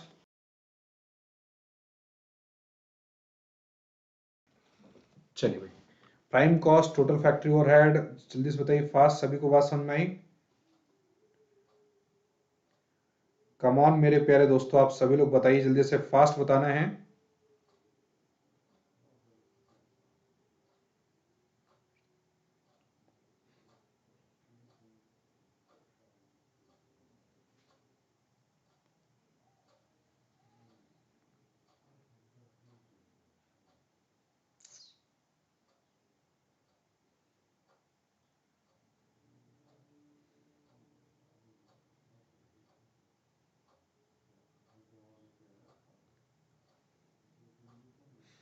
चलिए भाई जल्दी से बताना है फास्ट मेरे प्यारे दोस्तों, सभी लोग बताइए जल्दी से एक बार फास्ट।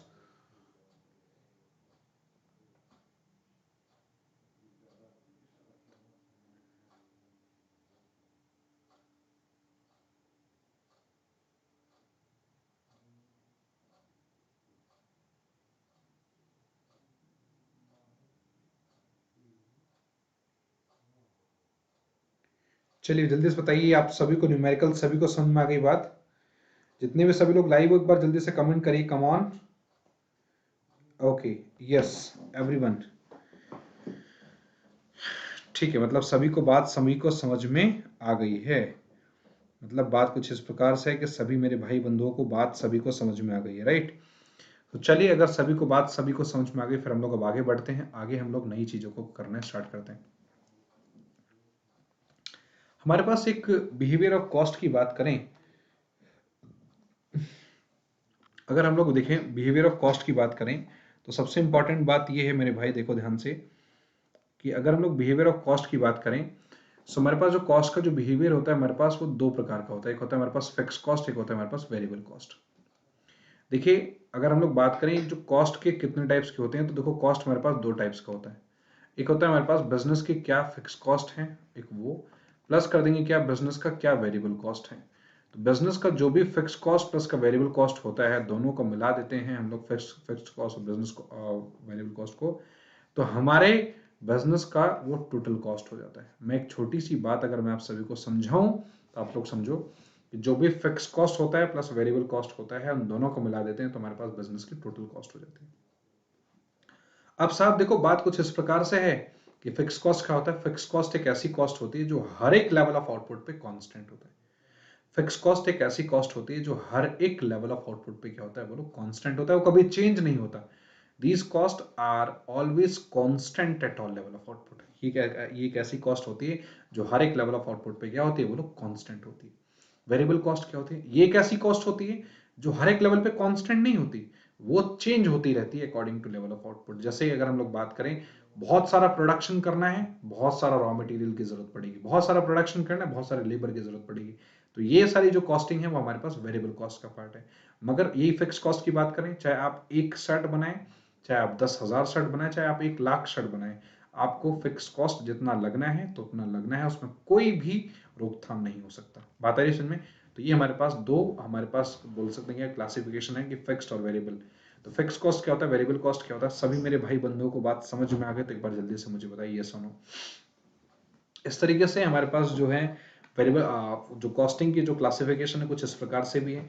एक को हमने बोला स्टेप फिक्स कॉस्ट बोला, उसको दूसरे को बोला हमने क्या, सेमी वेरिएबल कॉस्ट बोला। ठीक है, आइए डिस्कस करते हैं फिक्स कॉस्ट। जब चूंकि आपको बता दिया मैंने कि जो फिक्स कॉस्ट होता है वो हर एक लेवल ऑफ आउटपुट पे क्या रहेगा, बोलो कांस्टेंट रहेगा।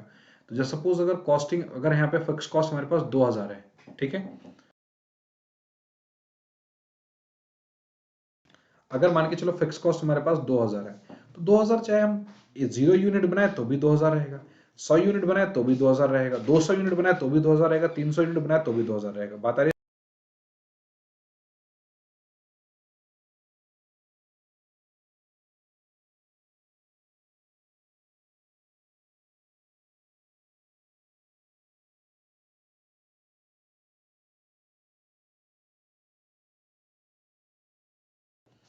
ठीक है, अब अगर हम लोग बात करें 2000 की बात करें ना, तो जैसे 2000 जो कॉस्टिंग कॉस्ट है, अगर हमारे पास जीरो कॉस्ट है तो भी हमारे पास 2000 आएगा। अगर हमारे पास अगर 100 क्वांटिटी प्रोड्यूस करें तो भी 2000 आएगा। अगर हम लोग 200 क्वांटिटी प्रोड्यूस करें तो भी 2000 आएगा, और 300 क्वांटिटी प्रोड्यूस करें तो भी हमारे पास 2000 ही आएगा। तो ये मेरे प्यारे दोस्तों क्या होता है, बोलो हमारे पास ये फिक्स कॉस्ट होता है, क्योंकि हमारे पास चाहे हम कितनी भी क्वांटिटी प्रोड्यूस कर लें, what ever the level of quantity firm can produce, जो कॉस्ट होगा वो क्या होगा, बोलो जल्दी से, वो कांस्टेंट होगा हर एक लेवल ऑफ आउटपुट पे। डायग्राम और जल्दी से ये डेफिनेशन सभी लोग नोट डाउन करेंगे, कम ऑन फास्ट।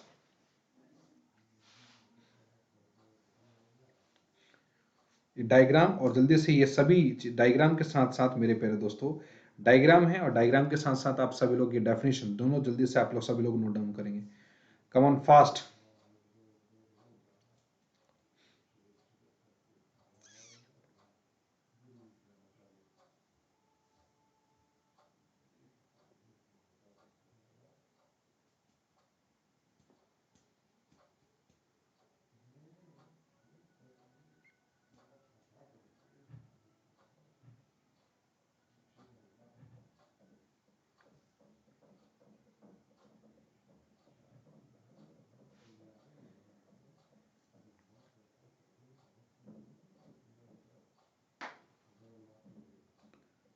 चलिए जल्दी से बताइए व्हाट इज फिक्स कॉस्ट। सभी को समझ में आ गई फिक्स कॉस्ट क्या होता है, सभी लोग बताइए, कम ऑन मेरे प्यारे दोस्तों, सभी लोग बताइए व्हाट इज फिक्स कॉस्ट। आप सभी को समझ में आ गई बात, हाँ या ना।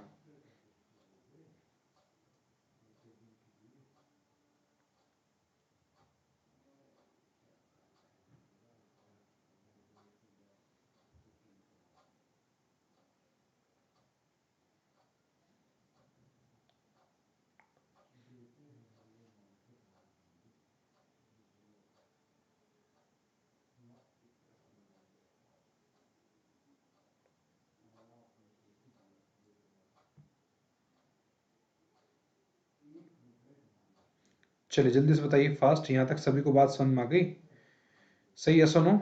चलिए अगर फिक्स कॉस्ट आ गया समझ में, तो हम लोग देखो क्या करेंगे, बोलो आगे बढ़ते हैं, ठीक है।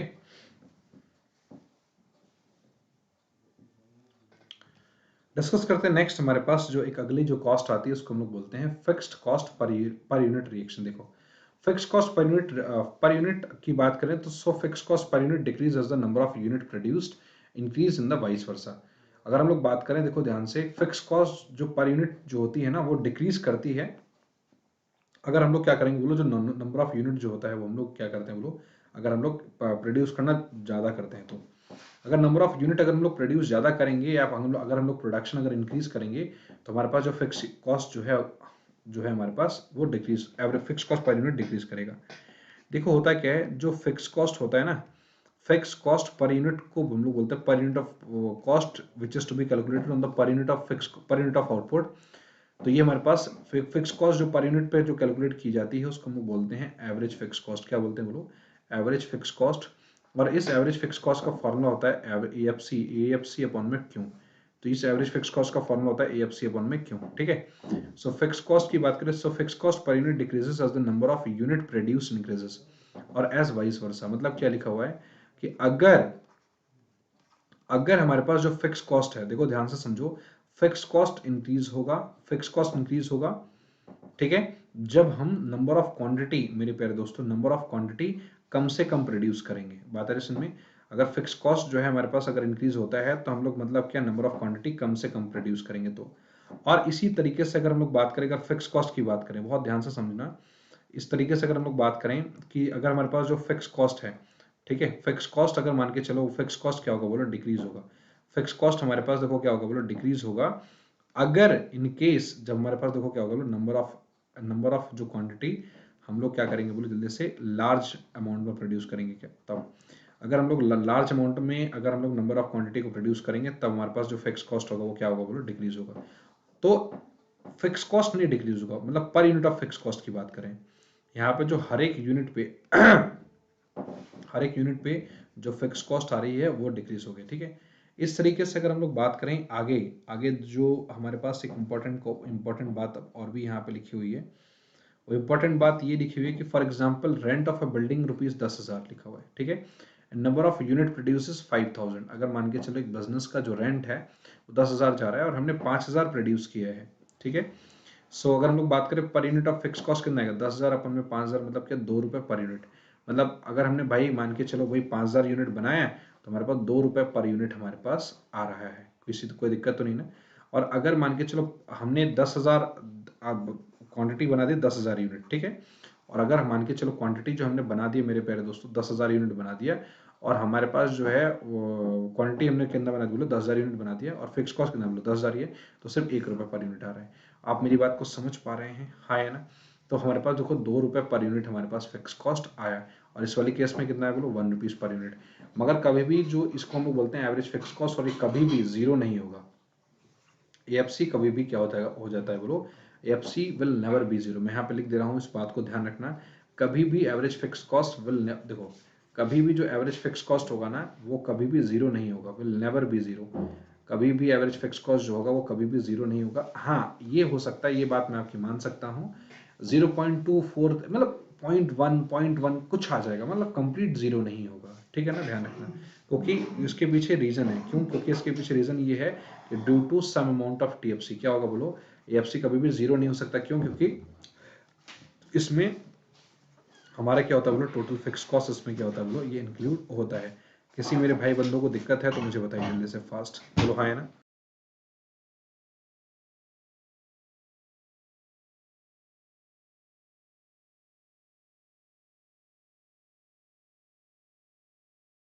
बात सभी को समझ में आ गई, कोई हाँ है ना। किसी प्रकार की कोई दिक्कत हो, कोई परेशानी है तो मुझे जरूर बताएं। नेक्स्ट बात करें, हमारे पास देखो क्या आता है, स्टेप फिक्स कॉस्ट। एक और टर्म आता है हमारे पास जिसको हम लोग बोलते हैं, फिक्स कॉस्ट के बाद भी एक दूसरा टर्म होता है उसको हम लोग बोलते हैं step fix cost. Step fix cost मतलब क्या होता है, वो फिक्स कॉस्ट इस तरीके से बढ़ता रहता है। बात है इसमें बिल्कुल कॉन्स्टेंटली जो है ना, बिल्कुल जैसे सीढ़ियाँ होती है ना, देखो सीढ़ी, इस तरीके से हमारे पास सीढ़ी होती है ना, तो इस तरीके से क्या होता है बोलो कि हमारे पास स्टेप फिक्स कॉस्ट जो है हमारे पास वो बढ़ता रहता है। कोई दिक्कत तो नहीं ना। तो जैसे सपोज कि अगर कोई पर्सन मान के चलो वो यहाँ खड़ा हुआ है, ठीक है, तो इस तरीके से वो देखो यहाँ ज्यादा, यहाँ फिर यहाँ, पहले पहले वो इतनी कॉस्ट बियर कर रहा होता है, फिर फिक्स कॉस्ट इतनी बढ़ती है, फिर फिक्स कॉस्ट इतनी बढ़ती है, फिर फिक्स कॉस्ट इतनी बढ़ती है। तो इस प्रकार की अगर कॉस्टिंग इस तरीके से बढ़ती है उसको स्टेप फिक्स कॉस्ट होता है। और ये डायग्राम भी स्टेप फिक्स कॉस्ट को आपके सामने बनाया हुआ है, आप सभी लोग देख सकते हैं। देखो यहाँ पे क्या लिखा हुआ है, cost which are constant for a relevant range of an activity and rise to new constant level once that range exceeded, that is called क्या, हमारे पास क्या होता है बोलो, उसको हम लोग बोलते हैं क्या, स्टेप फिक्स कॉस्ट बोलते हैं। क्या बोलेंगे बोलो, स्टेप फिक्स कॉस्ट बोलते हैं। यहाँ पे एग्जांपल बोला हुआ रेंट, बात आ रही इसमें, एग्जांपल बोला क्या, रेंट। मान के चलो मेरे प्यारे दोस्तों, आपने एक रूम लिया, ठीक है, समझना आप, ये कोई मकान है, ठीक है, ये मकान है, ये सॉरी, ये मैं इसका एग्जांपल देता हूँ स्टेप फिक्स कॉस्ट का, तब आपको समझ में आएगा। ये देखिए, ये कोई एक लैंडलॉर्ड है, उस लैंडलॉर्ड का मान के चलो 4 मंजिल का मकान है। कोई लैंडलॉर्ड है, उसका 4 मंजिल का मकान है, फर्स्ट, सेकंड, थर्ड और ये फोर्थ, 4 मंजिल का मकान है। आपने क्या किया, पहले फर्स्ट फ्लोर रेंट पे लिया 10,000 रुपए का, ठीक है। तो ये 10,000 को सिर्फ और सिर्फ फिक्स कॉस्ट बोलेंगे, अभी सिर्फ और सिर्फ फिक्स कॉस्ट होगा। अब जैसे ही एक बात बताइए, जैसे अगर आप, भाई आपकी रेंज कितनी है, आप यहां से लेके सामान अपना यहां तक रख सकते हैं, आप पूरे फ्लोर में ना अपना खूब डांस करिए, आपको कोई मतलब नहीं है, मतलब कोई प्रकार का दिक्कत नहीं आएगा, है ना। आपकी रेंज यही है, इस रेंज तक ही आपको प्रोडक्शन करना है, इस रेंज तक आपको जो करना है करिए, उसको कोई दिक्कत नहीं है। जैसे ही आप रेंज एक्सीड करेंगे, जैसे आप जाएंगे क्या, अब इस वाले फ्लोर पे अगर आप कुछ भी काम करना चाहेंगे तो आपका जो कॉस्ट होगा वो वैसे ही बढ़ जाएगा। मतलब बात आ रही है सुनने, पहले अगर आपकी कॉस्ट इतनी आ रही थी 10,000 की, अब आपकी 10,000 और कॉस्ट बढ़ जाएगी। समझ में आ रही बात, हाँ है ना। अब आपकी कॉस्ट इतनी आएगी 10,000 है ना, 20,000 आ जाएगी। अब आप अगर मान के चलो फिर से अगर ये वाला फ्लोर अगर यूज करना चाहते हैं, फिर से आपकी क्या हो जाएगी बोलो, कॉस्ट ये फिर से बढ़ जाएगी। तो इस तरीके से फिर से ये कॉस्ट बढ़ जाएगी। तो इस तरीके से क्या होता है बोलो, काम आपका होता रहता है। और इसी कॉस्ट को हम लोग बोलते हैं क्या, स्टेप फिक्स कॉस्ट बोलते हैं। क्या बोलते हैं बोलो मेरे प्यारे दोस्तों, उसको हम लोग बोलते हैं स्टेप फिक्स कॉस्ट। तो स्टेप फिक्स कॉस्ट का मतलब होता है क्या, एक ऐसी फिक्स कॉस्ट, ठीक है, एक ऐसी फिक्स कॉस्ट अगर हम लोग बात करें जो एक रेंज तक तो फिक्स होती है, मगर रेंज के बढ़ने से वो कॉस्ट भी हमारी बढ़ती रहती है। तो एक ऐसी कॉस्ट जो हमारे पास रेंज तक तो फिक्स होती है, मगर उस रेंज के एक्सीड होने से वो कॉस्ट भी बढ़ती रहे, तो उसको हम लोग स्टेप फिक्स कॉस्ट बोलेंगे। सभी मेरे भाई बंधु वो जल्दी से बताएंगे कि यहाँ तक सभी को बात समझ में आ गई। एक बार जल्दी से बताइए स्टेप फिक्स कॉस्ट।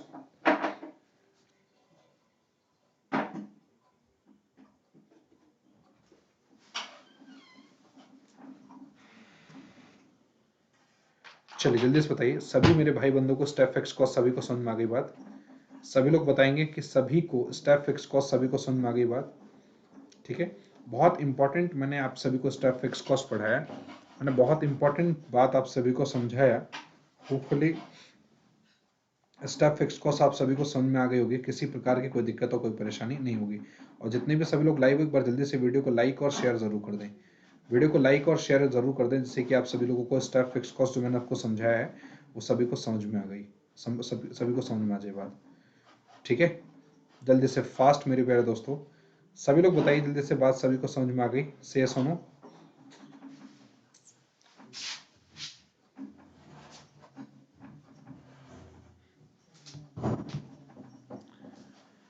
चलिए आगे बढ़े। चलो यहाँ तक हो गया ना। हम लोग बात करते हैं वेरिएबल कॉस्ट की। तो मैंने आप सभी को बताया वेरिएबल कॉस्ट क्या होता है। वेरिएबल कॉस्ट एक ऐसी कॉस्ट होती है जो चेंज करती है क्या, according to level of output. कि भाई अगर आउटपुट का लेवल अगर हमारे पास 0 है तो हमारे पास वेरिएबल कॉस्ट भी 0 होगा। अगर आउटपुट का लेवल बढ़ेगा तो वेरिएबल कॉस्ट भी बढ़ेगा। भाई अगर हम जितना ज़्यादा प्रोडक्शन करना चाहेंगे उतना ज़्यादा हमें रॉ मटेरियल की ज़रूरत पड़ेगी, और जितना कम से कम अगर हम प्रोडक्शन करना चाहेंगे उतना कम से कम रॉ मटेरियल की जरूरत पड़ेगी। इसका मतलब ये हुआ कि हम लोग ये बोल सकते हैं क्या कि जो हमारे पास जो कॉस्ट है, वेरिएबल कॉस्ट जो है, वेरिएबल कॉस्ट में काफ़ी ज़्यादा डिफरेंस है। अब मेरे प्यारे दोस्तों बात हमारे पास कुछ इस प्रकार से है कि हम लोग बोल सकते हैं क्या, the expense that very in direct proportion. बात आ रही में कोई अगर एक ऐसा एक्सपेंस है जो वेरी करता है, वेरी मतलब होता है चेंज करता है क्या, बिल्कुल डायरेक्ट प्रोपोर्शन में। किसी मेरे भाई बिल्कुल बात समझ में आनी चाहिए कि अगर मान के चलिए अगर हमारा डायरेक्ट प्रोपोर्शन में चेंज होता है, डायरेक्ट प्रोपोर्शन का मतलब क्या होता है कि एक्सपेंस बढ़ेगा तो कॉस्ट भी बढ़ेगा, बढ़ेगा। बात आ रही है इसमें अगर हमारा एक्सपेंस बढ़ेगा तो कॉस्ट भी बढ़ेगा, है ना। या हम लोग बोल सकते हैं अगर आउटपुट बढ़ेगा तो कॉस्ट भी बढ़ेगा, अगर आउटपुट घटेगा तो कॉस्ट भी घटेगा। ये प्रोपोर्शन की मैं आप सभी लोगों से बात कर रहा हूँ। अगर एक्सपेंस बढ़ेगा, समझो ध्यान से, बहुत बेसिक से फिर से मैं आप सभी को समझा रहा हूँ, अगर हमारे पास आउटपुट बढ़ेगा, हम खूब सारा प्रोडक्शन करना चाहते हैं, हमारा आउटपुट बढ़ेगा तो कॉस्टिंग भी कम होगी। अगर हमारे पास प्रोडक्शन आउटपुट अगर कम होगा तो एक्सपेंस भी कम होगा। तो ऐसी जो कॉस्टिंग जो होती है वो हमारा क्या कहलाएगा बोलो, वेरिएबल कॉस्ट कहलाएगा। और जितनी जो हमारे पास वेरिएबल कॉस्ट होती है उनको हम लोग क्या बोलते हैं बोलो, प्राइम कॉस्ट बोलते हैं।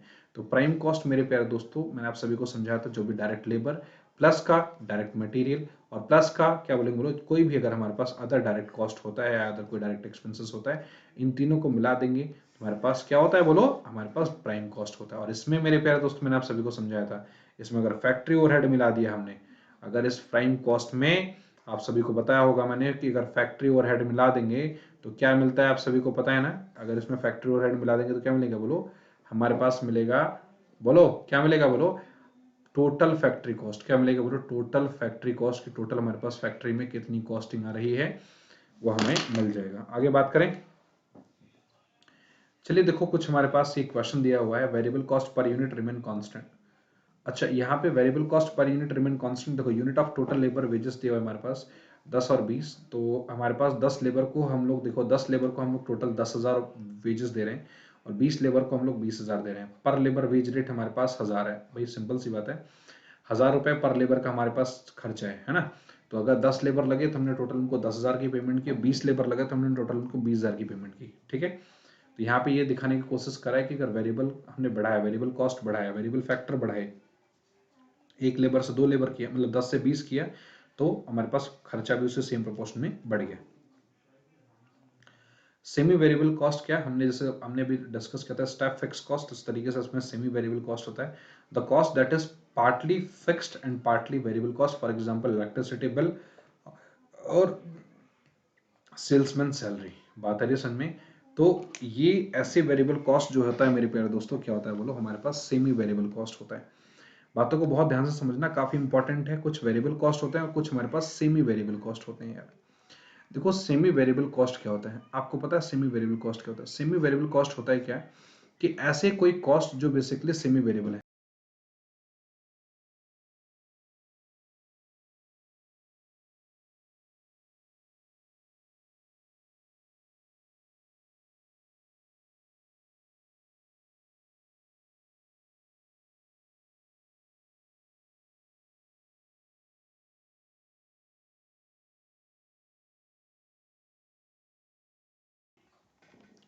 हम लोग देखो ध्यान से देखो, क्या है सेमी वेरिएबल कॉस्ट की बात करें, सो सेमी वेरिएबल कॉस्ट की बात करें तो देखो सेमी वेरिएबल कॉस्ट की खास बात यह है कि ये मतलब ऐसी कॉस्ट जो बेसिकली पार्टली फिक्स कॉस्ट होती है और पार्टली वेरिएबल कॉस्ट होती है। मतलब इसमें कुछ पार्ट तो फिक्स होता है, कुछ पार्ट वेरिएबल होता है। तो मैंने यहाँ पे एक जैसे सेल्समैन की सैलरी जो है ना, देखो जानते जो हमारे पास जो सेल्समैन की जो सैलरी होती है, वो सेल्समैन की सैलरी हमारे पास ये बताया गया है क्या, कि हमारे पास सेमी वेरिएबल कॉस्ट होता है। जैसे क्या, जो अब फॉर एग्जांपल मैं जैकेट का मैन्युफैक्चरर हूँ, तो मैं जैकेट का अगर मैन्युफैक्चरर हूँ तो मैं कुछ पार्ट तो मैं भाई मार्केट में बेचूंगा, कुछ पार्ट को मैं क्या करूंगा बोलो, एज अ स्टॉक मेंटेन करके रखूंगा। मेरी बात को सॉरी, हमने बोला कि जैसे अगर जो सेल्समैन है हमारा, बातों को बहुत ध्यान से समझना, किसी प्रकार की कोई दिक्कत हो कोई परेशानी नहीं होना चाहिए। जो सेल्समैन है वो पार्टली फिक्स्ड और पार्टली क्या है बोलो जल्दी से, वो वेरिएबल है। ठीक है, कुछ एग्जाम्पल के जरिए हम लोग बहुत डिटेल में समझेंगे, जिससे कि मैं आप सभी लोगों को समझा पाऊंगा। पार्टली फिक्स्ड है मतलब जैसे अगर मान के चलो अगर सैलरी है उसकी 10,000 रुपए, हमने कहा भाई 10,000 रुपए अगर तुम महीने भर काम करोगे तो हम तुम्हें 10,000 रुपए देंगे। तो क्या कहा भैया 10,000 से हमारा पेट भरना नहीं, तो हमने कहा चल ठीक है भाई, एक काम करो, हम आपको 5,000 रुपए का इंसेंटिव देंगे कि भैया अगर आप काम करोगे तो हम आपको पैसा देंगे ज्यादा। मतलब आप देखो, या हमने बोला आपको 10,000 तो मिलेगा मिलेगा, साथ के साथ अगर आप उसके ऊपर अगर आपने, जैसे अगर आपने 200 शर्ट बेचा तो आपको 10,000 मिलना ही मिलना है। ठीक है ना, अगर आप 190 भी बेचोगे तो भी हम आपको 10,000 दे देंगे, उससे कोई दिक्कत नहीं है। सैलरी आपकी इतनी फिक्स है। मगर आप 200 से अगर आपने एक एक भी शर्ट अगर आपने एक्स्ट्रा बेचा तो आपको हर शर्ट पे हम आपको 20 रुपए कमीशन देंगे, है ना। हम आपको हर शर्ट पे कितना कमीशन देंगे बोलो, 20 रुपए कमीशन देंगे। तो अगर वो 2 शर्ट बेचेगा तो कितना बोलो, 40 रुपए। 3 शर्ट बेचेगा तो कितना, 60 रुपए। तो ऐसे कॉस्ट यहाँ पे फिक्स भी है सैलरी उसकी, और देखो ये क्या यहाँ पे वेरी भी कर रही है ना, तो उसको जो सेल्समैन की जो कॉस्ट होती है बेसिकली वो सेमी वेरिएबल कॉस्ट कहलाती है। इस तरीके से इलेक्ट्रिसिटी बिल भी होती है। इलेक्ट्रिसिटी बिल में कि देखो क्या होता है, आपको शायद अगर आप कभी पर्चा उठा के देखना है इलेक्ट्रिसिटी बिल की, तो जो इलेक्ट्रिसिटी बिल होती है ना मेरे प्यारे दोस्तों, वो कुछ इस तरीके से होता है। इसमें आप जब जाके देखोगे ना, तो वहां पे इलेक्ट्रिसिटी बिल में पहले फिक्स चार्जेस लगा होता है। अब फिक्स चार्जेस क्या होता है, जितने किलोवाट का बिजली जलाओगे, जितने किलोवाट का, उसमें किलोवाट होता है आधा, दो, एक किलोवाट, 2 किलोवाट, 3 किलोवाट, 5 किलोवाट भी होता है, 6 किलोवाट भी होता है। जितने किलोवाट आप बिजली जलाओगे उतना किलोवाट का आपको एक उसका एक फिक्स चार्जेस होता है, आपको उसका बेयर करना पड़ेगा। फॉर एग्जाम्पल आपका 500 इसका फिक्स चार्जेस आपको उसका बेयर करना पड़ रहा है 500। इस फिक्स चार्जेस में आप सभी लोगों को, अब ये 500 चाहे आपने पूरा मतलब हम लोग बोल सकते हैं कि एक एक यूनिट भी नहीं जलाई आपने, ठीक है, हम ये मान के चलते हैं आप पूरा दिन गायब थे, पूरी रात गायब थे आप, पूरा महीना गायब थे, आपका 500 रुपए बिजली का बिल जरूर आएगा। आप कहोगे सर ये क्यों, ये आपका फिक्स चार्ज है जो आपने 5 किलोवाट का आपने जो लगा रखा है। अब आप 500 रुपए तो आएगा, इसके बाद प्लस आप जितना यूनिट कंज्यूम करोगे, जितना यूनिट कंज्यूम करोगे वो आपको देना पड़ेगा। इसका मतलब क्या, 500 प्लस का जितना यूनिट कंज्यूम करोगे ये मिला के आपका टोटल जो बनता है उसको सेमी वेरिएबल कॉस्ट बोलते हैं। क्योंकि उस सेमी वेरिएबल कॉस्ट एक वो कॉस्ट होती है जिसमें कुछ पार्ट तो फिक्स होता है, कुछ पार्ट वेरिएबल होता है, तो उसको हम लोगों ने बोला क्या, सेमी वेरिएबल कॉस्ट बोलते हैं। समझ में आगे बात पक्का ना। So, देखिए क्या यहाँ पे, if the production volume increases, अगर हम लोग बात करें प्रोडक्शन वॉल्यूम अगर इंक्रीज करेगा, देखो फिक्स कॉस्ट, देखो अगर देखो प्रोडक्शन वॉल्यूम इंक्रीज करेगा, तो अगर फिक्स कॉस्ट अगर डिक्रीज करेगा तो फिक्स कॉस्ट डिक्रीज करेगा पर यूनिट पे, ठीक है, बिल्कुल सही बात, फिक्स कॉस्ट पर यूनिट पे डिक्रीज करेगा और टोटल जो होगा वो कांस्टेंट रहेगा। वेरिएबल कॉस्ट क्या होगा बोलो जल्दी से, कांस्टेंट रहेगा, ठीक है, वेरिएबल कॉस्ट क्या होगा बोलो, कांस्टेंट रहेगा। मगर वेरिएबल कॉस्ट अगर प्रोडक्शन इंक्रीज करे तो वेरिएबल कॉस्ट टोटल इंक्रीज करेगा, टोटल कॉस्ट क्या होगा बोलो, डिक्रीज करेगा। और हमारे पास जो टोटल कॉस्ट पर यूनिट पर डिक्रीज करेगा और हमारे पास जो है टोटल कॉस्ट पर यूनिट पर इंक्रीज करेगा, ठीक है। इस तरीके से हमारे पास ये चार्ट दिया हुआ है, आप सब लोग देख सकते हैं, ठीक है। किसी मेरे भाई बंधु को दिक्कत कोई भी परेशानी है तो मुझे बता सकते हैं। टोटल कॉस्ट भी बनाया गया है, टोटल फिक्स कॉस्ट भी बनाया हुआ है, टोटल वेरिएबल कॉस्ट भी आप सभी के सामने यहाँ पे बनाया हुआ है, ठीक है ना। ये डायग्राम है, आप सभी लोग देख सकते हैं, total cost, total fix cost, total variable cost का। होपफुली आप सभी को समझ में आ गया होगा, ठीक है ना। किसी प्रकार की कोई दिक्कत हो, कोई परेशानी है तो मुझे बता सकते हैं। ये हमारे पास कंटेंट था आज का, जो कि मैंने आप सभी लोगों को इंट्रोडक्शन टू कॉस्ट अकाउंटिंग का मैंने आप सभी को बेसिक समझा है। कॉस्ट अकाउंटिंग होता क्या है, डायरेक्ट कॉस्ट क्या होता है, डायरेक्ट मटेरियल क्या होता है, डायरेक्ट लेबर क्या होता है, ये भी समझा है। साथ के साथ मैंने आप सभी को कुछ और भी इंपॉर्टेंट बातें आप सभी को अभी आप सभी के सामने रखी, जो कि बहुत इंपॉर्टेंट बात थी, जैसे कॉस्ट अकाउंटिंग का फंक्शन क्या है, मैनेजमेंट अकाउंटिंग का फंक्शन क्या है, फाइनेंशियल अकाउंटिंग का फंक्शन क्या है, इसके क्या क्या बेनिफिट्स हैं ये हमने देखा, और इनका कहाँ यूज है, इनके क्या कौन कौन से यूजर्स हैं, इनके क्या मतलब इनसे हम लोग क्या फाइंड आउट कर सकते हैं, सारी चीजें हमने डिटेल में डिस्कस की। उम्मीद कर आशा करता हूँ आप सभी को बात समझ में आ गई होगी। बाकी मिलते हैं हम लोग अगली क्लास में और भी बेहतरीन से नए कंटेंट के साथ। काफी अच्छा लगा मुझे जो आप सभी लोग लगातार हमारे साथ जुड़े रहें। सो आप सभी को पता है जैसा कि हम सभी लोग जो इस क्लास में जो पढ़ रहे हैं वो अनअकैडमी प्लेटफॉर्म पे आप सभी को personal guidance, study planner, study material और एक्सपर्ट की गाइडेंस के साथ टेस्ट का प्रॉपर तरीके से एनालिसिस कर पा रहे हैं हम सभी लोग। प्लस आइकॉनिक दोनों ही वेरिएंट में आप सभी के पास सब्सक्रिप्शन अवेलेबल है। अगर आप आइकॉनिक का सब्सक्रिप्शन लेते हैं तो आपको 50,000 का कोर्स पड़ेगा, मगर ये जो सुचित 10 अगर आप ये कोड इस्तेमाल करते हैं मेरे प्यारे दोस्तों, देखो ध्यान से, अगर आप ये कोड इस्तेमाल करते हैं, मैं आपको दोबारा यहाँ पे लिख देता हूँ, अगर आप ये कोड इस्तेमाल करते हैं SUCHIT 10, अगर आप इस कोड को इस्तेमाल करते हैं तो आपको 10% कंस्टेंट डिस्काउंट मिलेगा। और यही कोर्स जो आपको 50,000 का है, अगर आप इस कोड को इस्तेमाल करेंगे तो आपको 10% कंस्टेंट डिस्काउंट मिला, आपको ये कोर्स 45,000 का पड़ेगा। इस तरीके से अगर हम लोग बात करें प्लस का जो कोर्स है, अगर हम लोग बात करें प्लस का कोर्स, तो प्लस का कोर्स हमारे पास 20,000 का है, मगर ये जो कोड है SUCHIT 10, अगर कोड है हमारे पास सुचित 10, अगर आप इस कोड को इस्तेमाल करेंगे तो 10% कंस्टेंट डिस्काउंट मिलेगा और यही कोर्स आपको 18,000 का पड़ेगा। होपफुली आप सभी लोगों को ये बात सभी को समझ में आ गई होगी, मैं उम्मीद और आशा करता हूँ सारा कंटेंट अच्छा लगा होगा। बाकी मिलते हैं अगली क्लास में और भी नए बेहतरीन कंटेंट के साथ। So thank you so much मेरे प्यारे दोस्तों, आप सभी का बहुत बहुत धन्यवाद, आभार वीडियो में लगातार बने रहने के लिए। वीडियो को लाइक शेयर सब्सक्राइब करना ना भूले, चैनल को सब्सक्राइब करना ना भूले, और कोई भी डाउट हो आप सभी लोग कमेंट बॉक्स में जरूर बताएं, जिससे कि हम आप सभी के सारे डाउट्स को क्लियर आउट कर पाएंगे। So bye bye, see you and take care. Thanks a lot मेरे प्यारे दोस्तों, थैंक्स अ लॉट, जय हिंद।